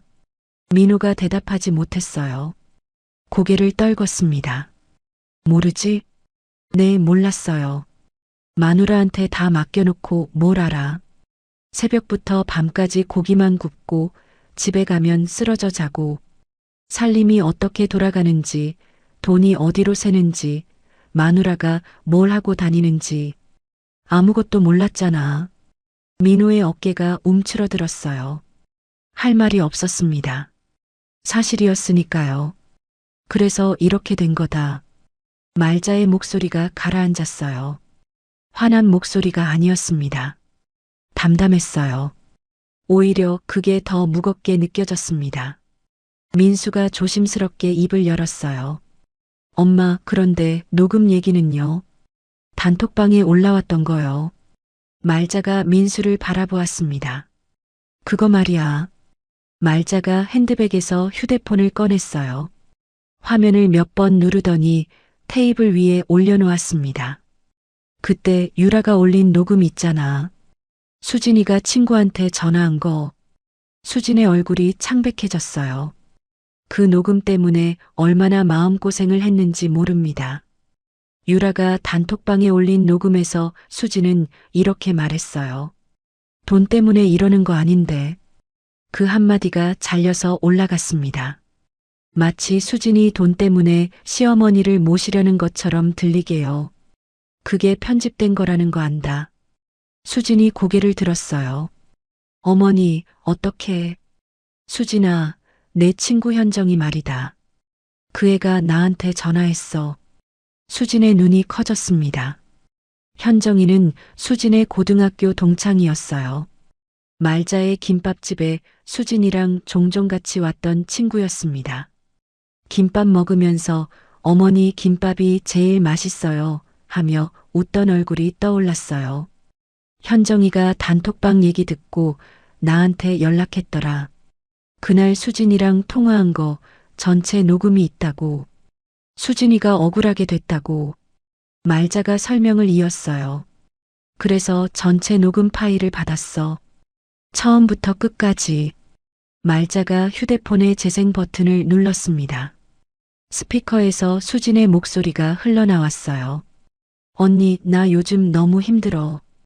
왜, 무슨 일 있어? 시어머니 모시겠다고 했거든. 어머니가 손목이 안 좋으셔서 김밥집도 힘드시고 혼자 계시는 게 걱정돼서. 그래서? 근데 동서가 단톡방에 이상한 글 올린 거 있지. 재산 때문에 모시려는 거 아니냐고. 뭐? 진짜? 응. 나 진짜 억울해서. 돈 때문에 이러는 거 아닌데 진짜 어머니 걱정돼서 모시겠다고 한 건데. 동서 때문에 내가 재산 노리는 사람이 됐어. 야, 그건 너무 억울하다. 나 어떡해. 민수 씨도 동생이랑 사이 틀어졌고 명절에 분위기가 얼마나 싸한지 몰라. 녹음이 끝났습니다. 방 안에 정적이 흘렀어요. 민호가 테이블을 바라보며 중얼거렸습니다. 그럼 유라가 이걸 잘라서 올린 거예요? 그래. 돈 때문에 이러는 거 아닌데 그 부분만 잘라서. 앞뒤 맥락 다 빼고. 민수의 주먹이 테이블 위에서 떨렸어요. 이를 악물고 있었습니다. 형수가 어머니 걱정해서 모시겠다고 한 건데 그걸 일부러 편집해서 모함한 거잖아. 민호가 고개를 들지 못했어요. 민수가 동생을 쳐다보았습니다. 민호야, 재수 씨가 네 형수 모함한 거야. 알겠어? 민호가 대답하지 못했습니다. 어깨가 축 처져 있었어요. 말자가 휴대폰을 도로 가방에 넣었습니다. 이제 내 결정 말하겠다. 세 사람이 말자를 바라보았어요. 3억은 내 노후 자금이다. 너희한테 안 나눠준다. 유라가 없는 자리에서도 말자는 단호하게 말했습니다. 실버타운 들어갈 거다. 벌써 알아봤어. 다음 달에 입주한다. 민수가 놀란 얼굴로 물었어요. 엄마, 저희 집에서 지내신다면서요. 수진이가 모시겠다고 했잖아요. 수진이 마음 고마워. 진심인 거 안다. 근데 너희 집 좁잖아. 내가 들어가면 너희가 불편해. 손주들 공부도 해야 하고. 저희는 괜찮아요, 어머니. 수진이 말했어요. 말자가 수진의 손을 잡았습니다. 알아. 내가 진심인 거 알아. 근데 내가 실버타운 가는 게 서로 편해. 나도 내 생활하고 너희도 너희 생활하고 보고 싶으면 찾아오면 되지. 수진이 눈물을 훔쳤어요. 말자가 며느리의 손등을 토닥였습니다. 울지 마. 내가 버림받는 거 아니야. 내가 선택하는 거야. 민호가 힘없이 입을 열었습니다. 엄마, 저는 어떡해요? 말자가 작은 아들을 바라보았어요. 민호의 얼굴에 그림자가 짙게 드리워져 있었습니다. 민호야, 내 집안 내가 챙겨라. 네. 살림이 어떻게 돌아가는지, 빚이 얼마나 있는지 내가 확인해. 마누라한테만 맡겨놓지 말고. 민호가 고개를 떨궜어요. 말자가 말을 이었습니다. 오늘 일은 내가 감당해야 할 몫이야. 나는 더 끼어들지 않을 거다. 부부 사이 일은 부부가 해결해야 해. 엄마, 저 진짜 몰랐어요. 유라가 그런 줄은. 알아. 내가 몰랐으니까 이렇게 된 거야. 이제라도 알았으니까 정신 차려라. 민호가 눈을 감았어요. 어깨가 작게 떨렸습니다. 말자가 자리에서 일어났습니다. 밥 더 먹어라. 나는 먼저 갈게. 민수가 따라 일어났어요. 엄마, 제가 모셔다 드릴게요. 아니야, 혼자 갈 수 있어. 너희는 밥 마저 먹고 가. 말자가 손주들 테이블로 갔습니다. 수빈이가 고개를 들었어요. 할머니, 벌써 가요? 응, 할머니 먼저 갈게. 수빈아, 아빠 옆에 있어. 네. 말자가 수빈이의 머리를 쓰다듬었어요. 손녀의 머리카락이 부드러웠습니다. 할머니, 엄마는요? 엄마는 먼저 갔어. 이따 집에서 보면 돼. 수빈이가 고개를 끄덕였어요. 말자가 몸을 돌려 방문 쪽으로 걸어갔습니다. 문고리를 잡았을 때 뒤에서 수진의 목소리가 들렸어요. 어머니. 말자가 뒤를 돌아보았습니다. 감사해요. 믿어주셔서. 말자가 고개를 끄덕였어요. 입꼬리가 살짝 올라갔습니다. 밥 먹어라. 그 한마디를 남기고 복도를 걸어 식당 밖으로 나왔어요. 저녁 공기가 차가웠습니다. 말자는 코트깃을 여미고 천천히 걸었어요. 가로등 불빛이 길을 밝히고 있었습니다.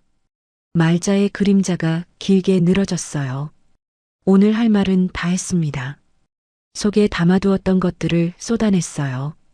후련하기도 하고 허전하기도 했습니다. 빌라에 도착해서 현관문을 열었어요. 어두운 복도에 불을 켜고 안방으로 들어갔습니다. 영정 사진이 말자를 내려다보고 있었어요. 말자가 사진 앞에 섰습니다.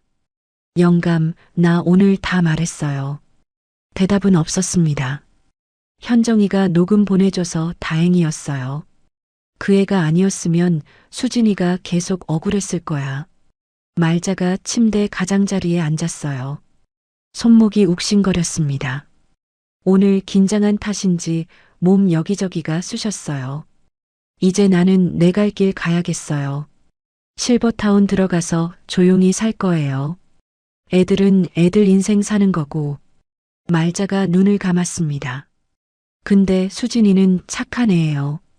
그 애 덕분에 내가 외롭지 않았어요. 고마운 애야. 창밖으로 가로등 불빛이 스며들었어요. 말자는 한참 동안 그렇게 앉아 있었습니다. 그날 밤 민호는 차 안에 앉아서 한참을 멍하니 있었어요. 핸들을 잡은 손에 힘이 들어가지 않았습니다. 아이들은 형네 차를 타고 먼저 집에 갔어요. 휴대폰을 꺼내 유라에게 전화했습니다. 신호음이 울렸지만 받지 않았어요. 3번을 걸었지만 3번 다 받지 않았습니다. 문자를 보냈어요. 집에서 얘기하자. 답장은 오지 않았습니다. 민호는 차 안에서 눈을 감았어요. 오늘 들은 말들이 머릿속에서 맴돌았습니다. 매달 100만 원씩 친정에 보냈다는 것. 6년 동안 숨겼다는 것. 녹음을 편집해서 형수를 모함했다는 것. 알고 싶지 않았던 진실들이었습니다. 하지만 이제 알아버렸어요. 모른 척할 수 없었습니다. 민호가 시동을 걸었어요. 천천히 차를 몰아 집으로 향했습니다. 집에 가면 유라와 마주해야 했어요. 어떤 얼굴로 마주해야 할지 몰랐습니다. 아파트 주차장에 차를 세웠어요. 엘리베이터를 타고 올라가 현관문을 열었습니다. 거실 불이 꺼져 있었어요. 유라는 안방에 있었습니다. 문이 닫혀 있었어요. 민호가 안방 문 앞에 섰습니다. 노크를 하려다가 멈췄어요. 손을 내리고 거실 소파에 앉았습니다. 오늘 밤은 이야기할 수 없을 것 같았어요. 서로 감정이 너무 격해져 있었습니다. 민호는 소파에 누워 천장을 바라보았어요. 잠이 오지 않았습니다. 내일 얘기하자. 내일은 정신을 차리고 살림부터 확인하자. 민호는 그렇게 생각하며 눈을 감았어요. 하지만 밤새 뒤척이다 아침을 맞았습니다. 다음 날 아침 민호는 거실 소파에서 눈을 떴습니다. 목덜미가 뻣뻣하게 굳어 있었어요. 밤새 뒤척이다 새벽녘에야 겨우 눈을 붙인 터였습니다. 안방 문이 열려 있었어요. 이불이 걷혀 있었습니다. 유라의 화장대 위가 텅 비어 있었어요. 화장품들이 사라져 있었습니다. 부엌, 욕실, 아이들 방, 집안을 둘러보았지만 유라는 없었어요. 현관 신발장을 열어보니 유라의 운동화와 외출용 구두가 보이지 않았습니다. 휴대폰을 확인했어요. 새벽 3시에 문자가 와 있었습니다. 나 엄마한테 가. 당분간 거기 있을게. 민호는 화면을 한참 들여다보다가 휴대폰을 소파 위에 내려놓았습니다. 창밖으로 아침 햇살이 들어오고 있었어요. 평범한 아침이었지만 모든 게 달라져 있었습니다. 아이들을 깨워 학교에 보내고 민호는 서재로 들어갔습니다. 평소에는 거의 열어보지 않는 방이었어요. 유라가 살림 서류를 보관하는 곳이었습니다. 책상 서랍을 열었어요. 카드 명세서, 대출 서류, 통장 사본이 두꺼운 파일에 꽂혀 있었습니다. 카드 명세서를 꺼내 첫 장을 펼쳤어요. 지난달 청구액 480만 원. 민호의 손가락이 멈췄습니다. 장을 넘겼어요. 그 전달은 520만 원. 그 전달은 490만 원. 내역을 훑었습니다. 백화점, 호텔, 레스토랑, 온라인 쇼핑몰, 스파, 피부과, 낯선 이름들이 빼곡했어요. 민호가 새벽부터 밤까지 고기를 굽는 동안 유라는 이런 곳들을 다녔던 겁니다. 대출 서류를 꺼냈어요. 유라 명의 신용대출 5천만 원. 손이 떨렸습니다. 다른 서류를 꺼냈어요. 카드론 3천만 원. 또 다른 서류. 마이너스 통장 한도 7천만 원. 잔액 마이너스 6,800. 민호는 계산기를 두드렸습니다. 숫자를 몇 번이고 확인했어요. 합계가 화면에 떴습니다. 1억 5천만 원. 서류를 든 손에서 힘이 빠졌습니다. 종이들이 바닥에 흩어졌어요. 민호는 의자에 주저앉았습니다. 고깃집 월 순수익이 500에서 600 사이였어요. 적지 않은 돈이었습니다. 그 돈이 어디로 새고 있었는지 이제야 알았어요. 새벽부터 밤까지 기름 냄새 맡으며 고기 뒤집은 대가가 이거였습니다. 유라에게 전화를 걸었습니다. 신호음이 길게 울렸어요. 받지 않았습니다. 2번, 3번, 4번째에 전화가 연결되었어요. 왜? 유라의 목소리가 차갑게 날아왔습니다. 빚이 1억 5천이야. 전화기 너머로 침묵이 흘렀어요. 민호가 목소리를 높였습니다. 이게 뭐냐고. 대출이 왜 이렇게 많아? 살림하다 보면 돈이 드는 거야. 살림? 백화점에서 명품 사는 게 살림이야? 호텔에서 밥 먹는 게 살림이야? 당신이 뭘 알아? 내가 얼마나 스트레스 받으면서 사는데. 민호는 이를 악물었어요. 관자놀이가 욱신거렸습니다. 일단 들어와. 얘기 좀 하자. 싫어. 유라의 목소리가 날카롭게 올라갔어요. 어머니가 나 망신 줬잖아.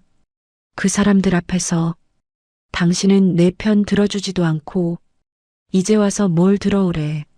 네 편을 들어? 나만 잘못했어? 형님은 착하고 나만 못됐어? 어머니가 처음부터 나 싫어했잖아.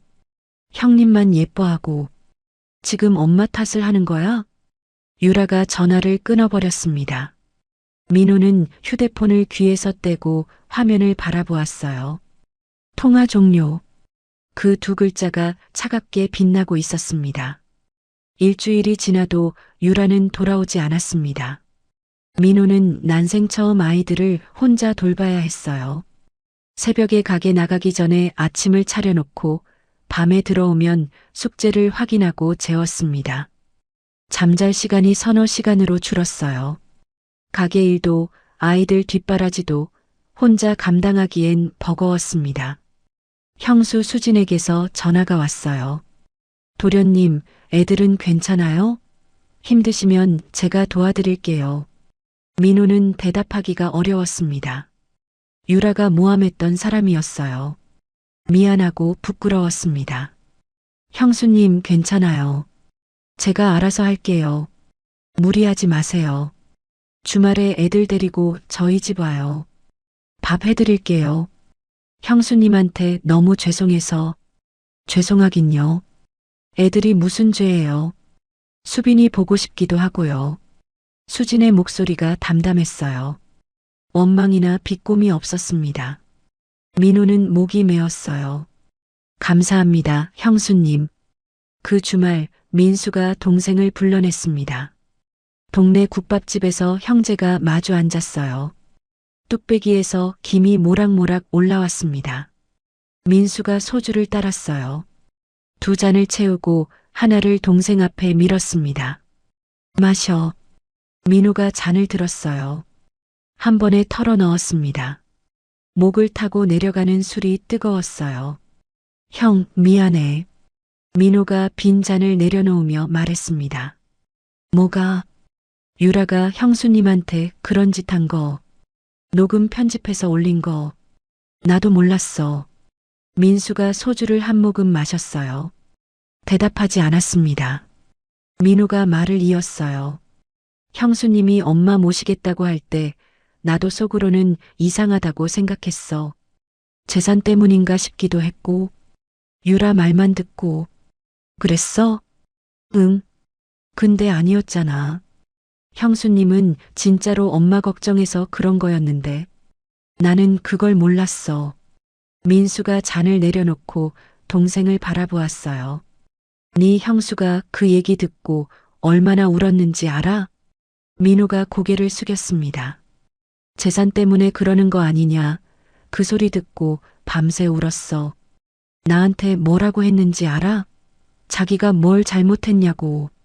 어머니 걱정해서 모시겠다고 한 게 죄냐고. 민호의 어깨가 움츠러들었어요. 내가 제대로 살림을 챙겼으면 이렇게까지 안 됐을 거야. 형수님한테 죄송하다고 전해줘. 진짜로. 민수가 한숨을 쉬었습니다. 잠시 침묵이 흘렀어요. 지난 일은 어쩔 수 없어. 앞으로 어떻게 할 건데? 민호가 고개를 들었어요. 눈이 충혈되어 있었습니다. 이혼해야 할 것 같아, 형. 이혼 협의는 쉽지 않았습니다. 유라는 처음에 이혼을 거부했어요. 위자료를 요구했습니다. 민호가 변호사를 통해 자료를 제출했어요. 빚 1억 5천, 친정 송금 7,200만 원, 백화점 명품 구매네요. 변호사가 말했습니다. 유라 명의 빚은 유라가 갚아야 하고 재산 분할에서도 유라에게 불리하다고. 결국 유라가 합의에 응했어요. 양육권은 민호가 가져갔습니다. 아이들에게 물었을 때 둘 다 아빠랑 살겠다고 했어요. 수빈이가 말했습니다. 아빠랑 살래. 엄마는 나랑 안 놀아줬잖아. 맨날 밖에 나가기만 하고. 그 말에 유라가 입술을 깨물었지만 반박하지 못했어요. 이혼 서류에 도장을 찍는 날 민호는 유라의 손을 보았습니다. 매니큐어가 벗겨진 손톱, 푸석해진 피부. 한 달 사이에 사람이 달라져 있었어요. 애들 잘 부탁해. 유라가 고개를 숙인 채 말했습니다. 당신도 건강해. 그게 결혼 생활의 마지막 인사였어요. 유라의 삶은 하루아침에 바뀌었습니다. 친정에 머물렀지만 오래 있을 수 없었어요. 친정어머니가 말했습니다. 내가 보내준 돈은 생활비로 다 썼어. 이제 와서 도와달라고 해도 형편이 안 된다. 6년간 보낸 7,200만 원은 친정 살림에 녹아 있었어요. 돌려받을 수 있는 게 아니었습니다. 원룸을 구해 나왔어요. 보증금 500에 월세 40만 원짜리 방이었습니다. 50평 아파트에서 살던 사람에게 그 방은 좁고 낡았어요. 일자리를 구해야 했습니다. 이력서를 수십 군데 넣었어요. 경력 단절 10년이 넘는 40대 여자를 받아주는 곳은 많지 않았습니다. 결국 동네 마트 캐셔로 취직했어요. 시급제였습니다. 하루 8시간 서서 물건을 찍었어요. 저녁에는 새벽 배송 상하차 아르바이트를 했습니다. 무거운 상자를 나르다 보니 허리가 아팠어요. 손이 거칠어졌습니다. 매니큐어 바르던 손톱이 갈라지고 깨졌어요. 백화점에서 명품 쇼핑하던 날들이 까마득하게 느껴졌습니다. 밤에 원룸으로 돌아오면 텅 빈 방이 유라를 맞았어요. 혼자 컵라면을 먹으며 창밖을 바라보았습니다. 가로등 불빛이 흐릿하게 들어왔어요. 민호네 집은 조금씩 자리를 잡아갔습니다. 민호가 가게 운영 방식을 바꿨어요. 믿을 만한 직원을 주방에 고용하고 저녁에는 가능하면 일찍 들어오려고 했습니다. 아이들과 저녁을 먹는 날이 늘었어요. 형수 수진이 자주 도움을 주었습니다. 주말에 아이들을 데려다 자기 집에서 재워주기도 했어요. 수빈아, 큰엄마네 가서 자고 올래? 응, 큰엄마가 떡볶이 해준대. 수빈이가 신나서 가방을 챙겼습니다. 민호가 수진에게 고개를 숙였어요. 형수님, 항상 감사합니다. 괜찮아요. 수빈이가 예뻐서 저도 좋아요. 수진이 웃으며 대답했습니다. 민호는 그 웃음이 고마웠어요. 형제 사이도 예전으로 돌아갔습니다. 민수가 가끔 동생 가게에 들러 고기를 먹었어요. 형제가 나란히 앉아 소주잔을 기울이며 이런저런 얘기를 나눴습니다. 예전의 사이가 틀어졌던 게 까마득하게 느껴졌어요. 말자는 실버타운에 입주했습니다. 방 하나에 작은 부엌이 딸린 구조였어요. 넓지 않았지만 혼자 살기엔 충분했습니다. 창밖으로 산이 보였어요. 공기가 맑았습니다. 관절염 치료를 꾸준히 받으니 손목 상태가 나아졌어요. 아침에 손가락이 안 펴지던 증상이 줄었습니다. 산책도 할 수 있게 되었어요. 수진이 매주 토요일에 찾아왔습니다. 과일을 깎아주고 함께 산책로를 걸었어요. 어머니, 여기 공기 좋네요. 그래, 조용하고 좋아. 식사는 잘 챙겨 드시고요. 걱정 마. 여기 식당 밥도 괜찮고 가끔 내가 해먹기도 하고. 수진이 말자의 팔짱을 꼈습니다. 두 사람이 나란히 걸었어요. 낙엽이 바스락거렸습니다. 말자는 며느리의 옆모습을 바라보았어요. 이 아이가 있어서 다행이라고 생각했습니다. 1년이 흘렀습니다. 말자의 73번째 생일날 실버타운 근처 작은 식당에 가족이 모였어요. 민수 부부와 아이들, 민호와 아이들. 유라의 자리는 비어 있었지만 테이블 위로 웃음소리가 끊이지 않았습니다. 손주들이 케이크 앞에서 생일 노래를 불렀어요. 촛불이 일렁였습니다. 말자가 눈을 감고 소원을 빈 뒤 후 불었어요. 할머니, 소원 뭐예요? 수빈이가 물었습니다. 말하면 안 이루어진대. 말자가 웃으며 손녀의 볼을 어루만졌어요. 케이크를 자르고 음식을 나눠 먹었습니다. 작년 생일과는 분위기가 완전히 달랐어요. 민수가 소주잔을 들어 말자를 바라보았습니다. 엄마 건강하세요. 오래오래요. 그래, 너희도 건강해라. 민호도 잔을 들었어요. 엄마, 그동안 속 썩여서 죄송해요. 됐어. 이제 잘하면 되지. 형제가 나란히 잔을 기울였습니다. 작년만 해도 서로 눈을 피하던 사이였어요. 지금은 어깨를 나란히 하고 앉아 엄마 생신을 축하하고 있었습니다. 민호가 1년 사이에 부쩍 달라졌어요. 가게와 아이들을 오가며 직접 살림을 챙기다 보니 얼굴이 야위었지만 눈빛은 예전보다 또렷해졌습니다. 식사가 끝나갈 무렵 수빈이가 말자에게 다가왔어요. 할머니, 왜 우리 수빈이? 저 엄마 만났어요. 지난주에. 말자의 숟가락이 멈췄습니다. 엄마 많이 힘들어 보였어요. 손도 거칠어졌고 많이 야위었어요. 수빈이가 자기 손을 내려다보았어요. 엄마 손이 할머니 손이랑 비슷해졌어요. 말자는 대답 대신 손녀의 손을 잡아주었습니다. 엄마가 할머니한테 죄송하대요. 찾아뵙고 싶은데 용기가 안 난대요. 유라의 1년은 고단했습니다. 마트 캐셔로 하루 8시간을 서서 일하고 저녁에는 새벽 배송 아르바이트를 했어요. 빚은 조금씩 줄었지만 아직 갈 길이 멀었습니다. 손이 거칠어졌어요. 매니큐어 바르던 손톱이 갈라지고 깨졌습니다. 백화점에서 명품 쇼핑백을 들고 나오던 시절이 꿈처럼 느껴졌어요. 어느 날 마트 계산대에서 손님 물건을 찍다가 문득 생각이 났습니다. 시어머니가 40년 동안 새벽마다 김밥을 말았다는 것. 손목이 아파도 가게 문을 열었다는 것. 그때는 몰랐어요. 그게 얼마나 고된 일인지. 이제야 조금 알 것 같았습니다. 생일 모임이 있고 며칠 뒤 토요일 오전이었습니다. 수진이 실버타운으로 말자를 찾아왔어요. 두부, 애호박, 달걀을 사들고 왔습니다. 어머니, 오늘 점심은 제가 할게요.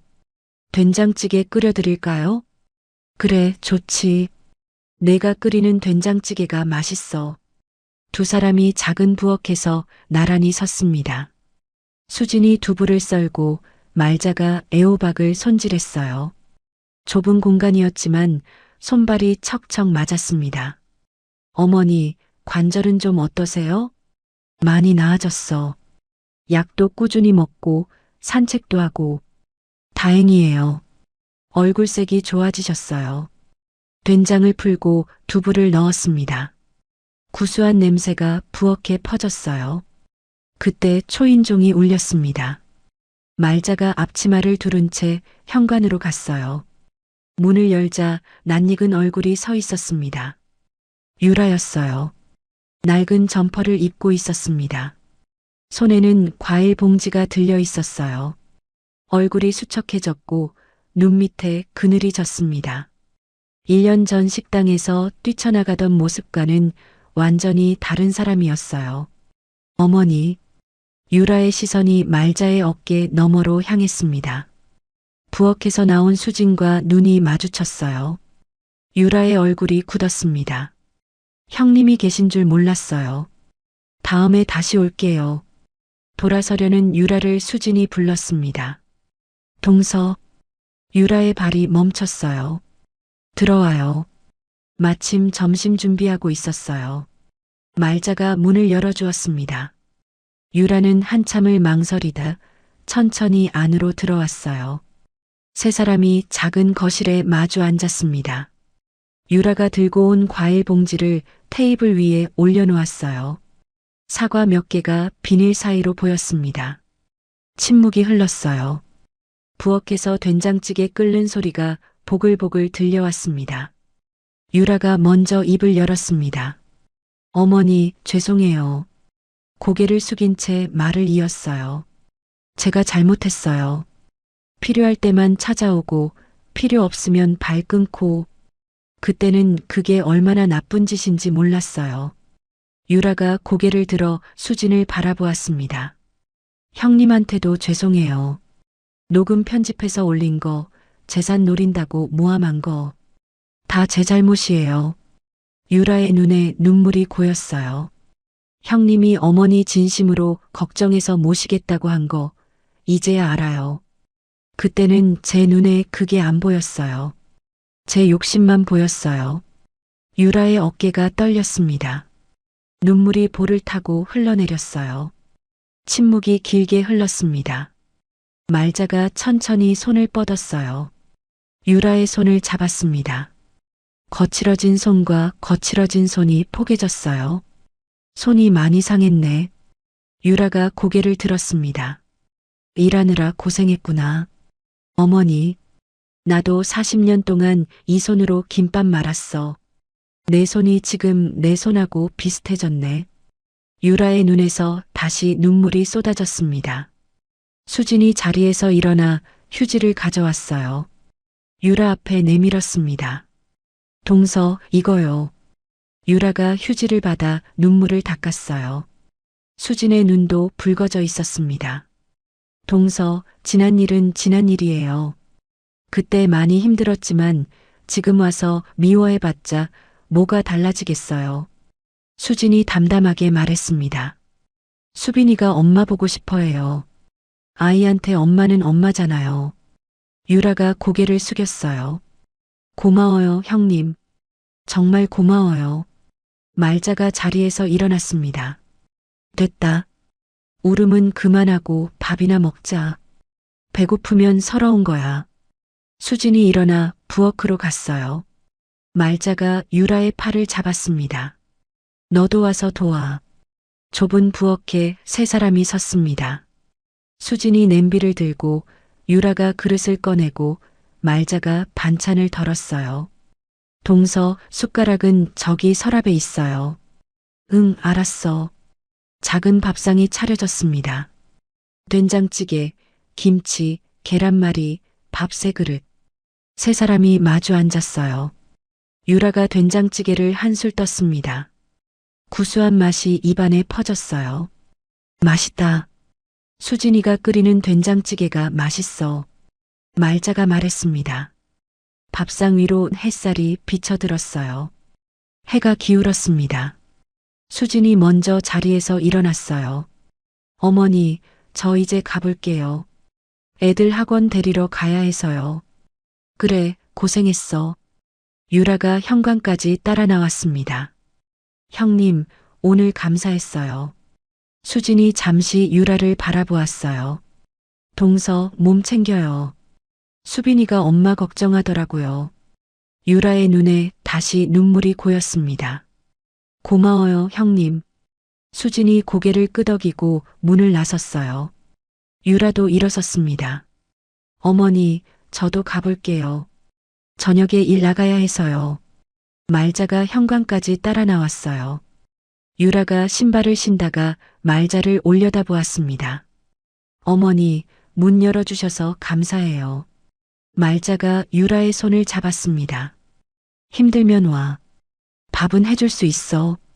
유라의 눈에서 눈물이 흘러내렸어요. 감사해요, 어머니. 말자가 며느리의 머리를 쓸어내렸습니다. 유라가 문을 열고 나갔어요.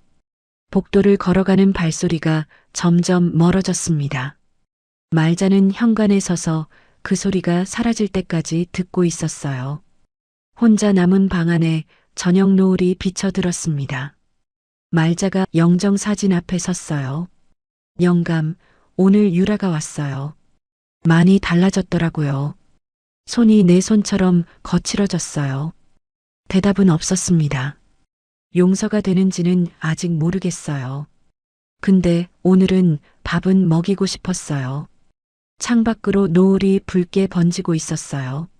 말자는 한참 동안 그 빛을 바라보았습니다. 내일도 해가 뜰 것입니다.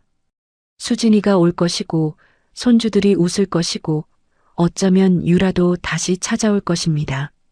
삶은 계속될 거예요. 우리 구독자님들, 오늘의 이야기 어떠셨나요? 사연 들어주셔서 감사드리고 재미난 사연 계속 들으실 수 있도록 구독, 좋아요, 알림 설정 버튼 꾹 눌러주시고 주변에 공유도 해주세요. 댓글도 남겨주시면 다음 사연 제작에 큰 힘이 됩니다. 오늘도 행복이 함께 하시길 소망하겠습니다.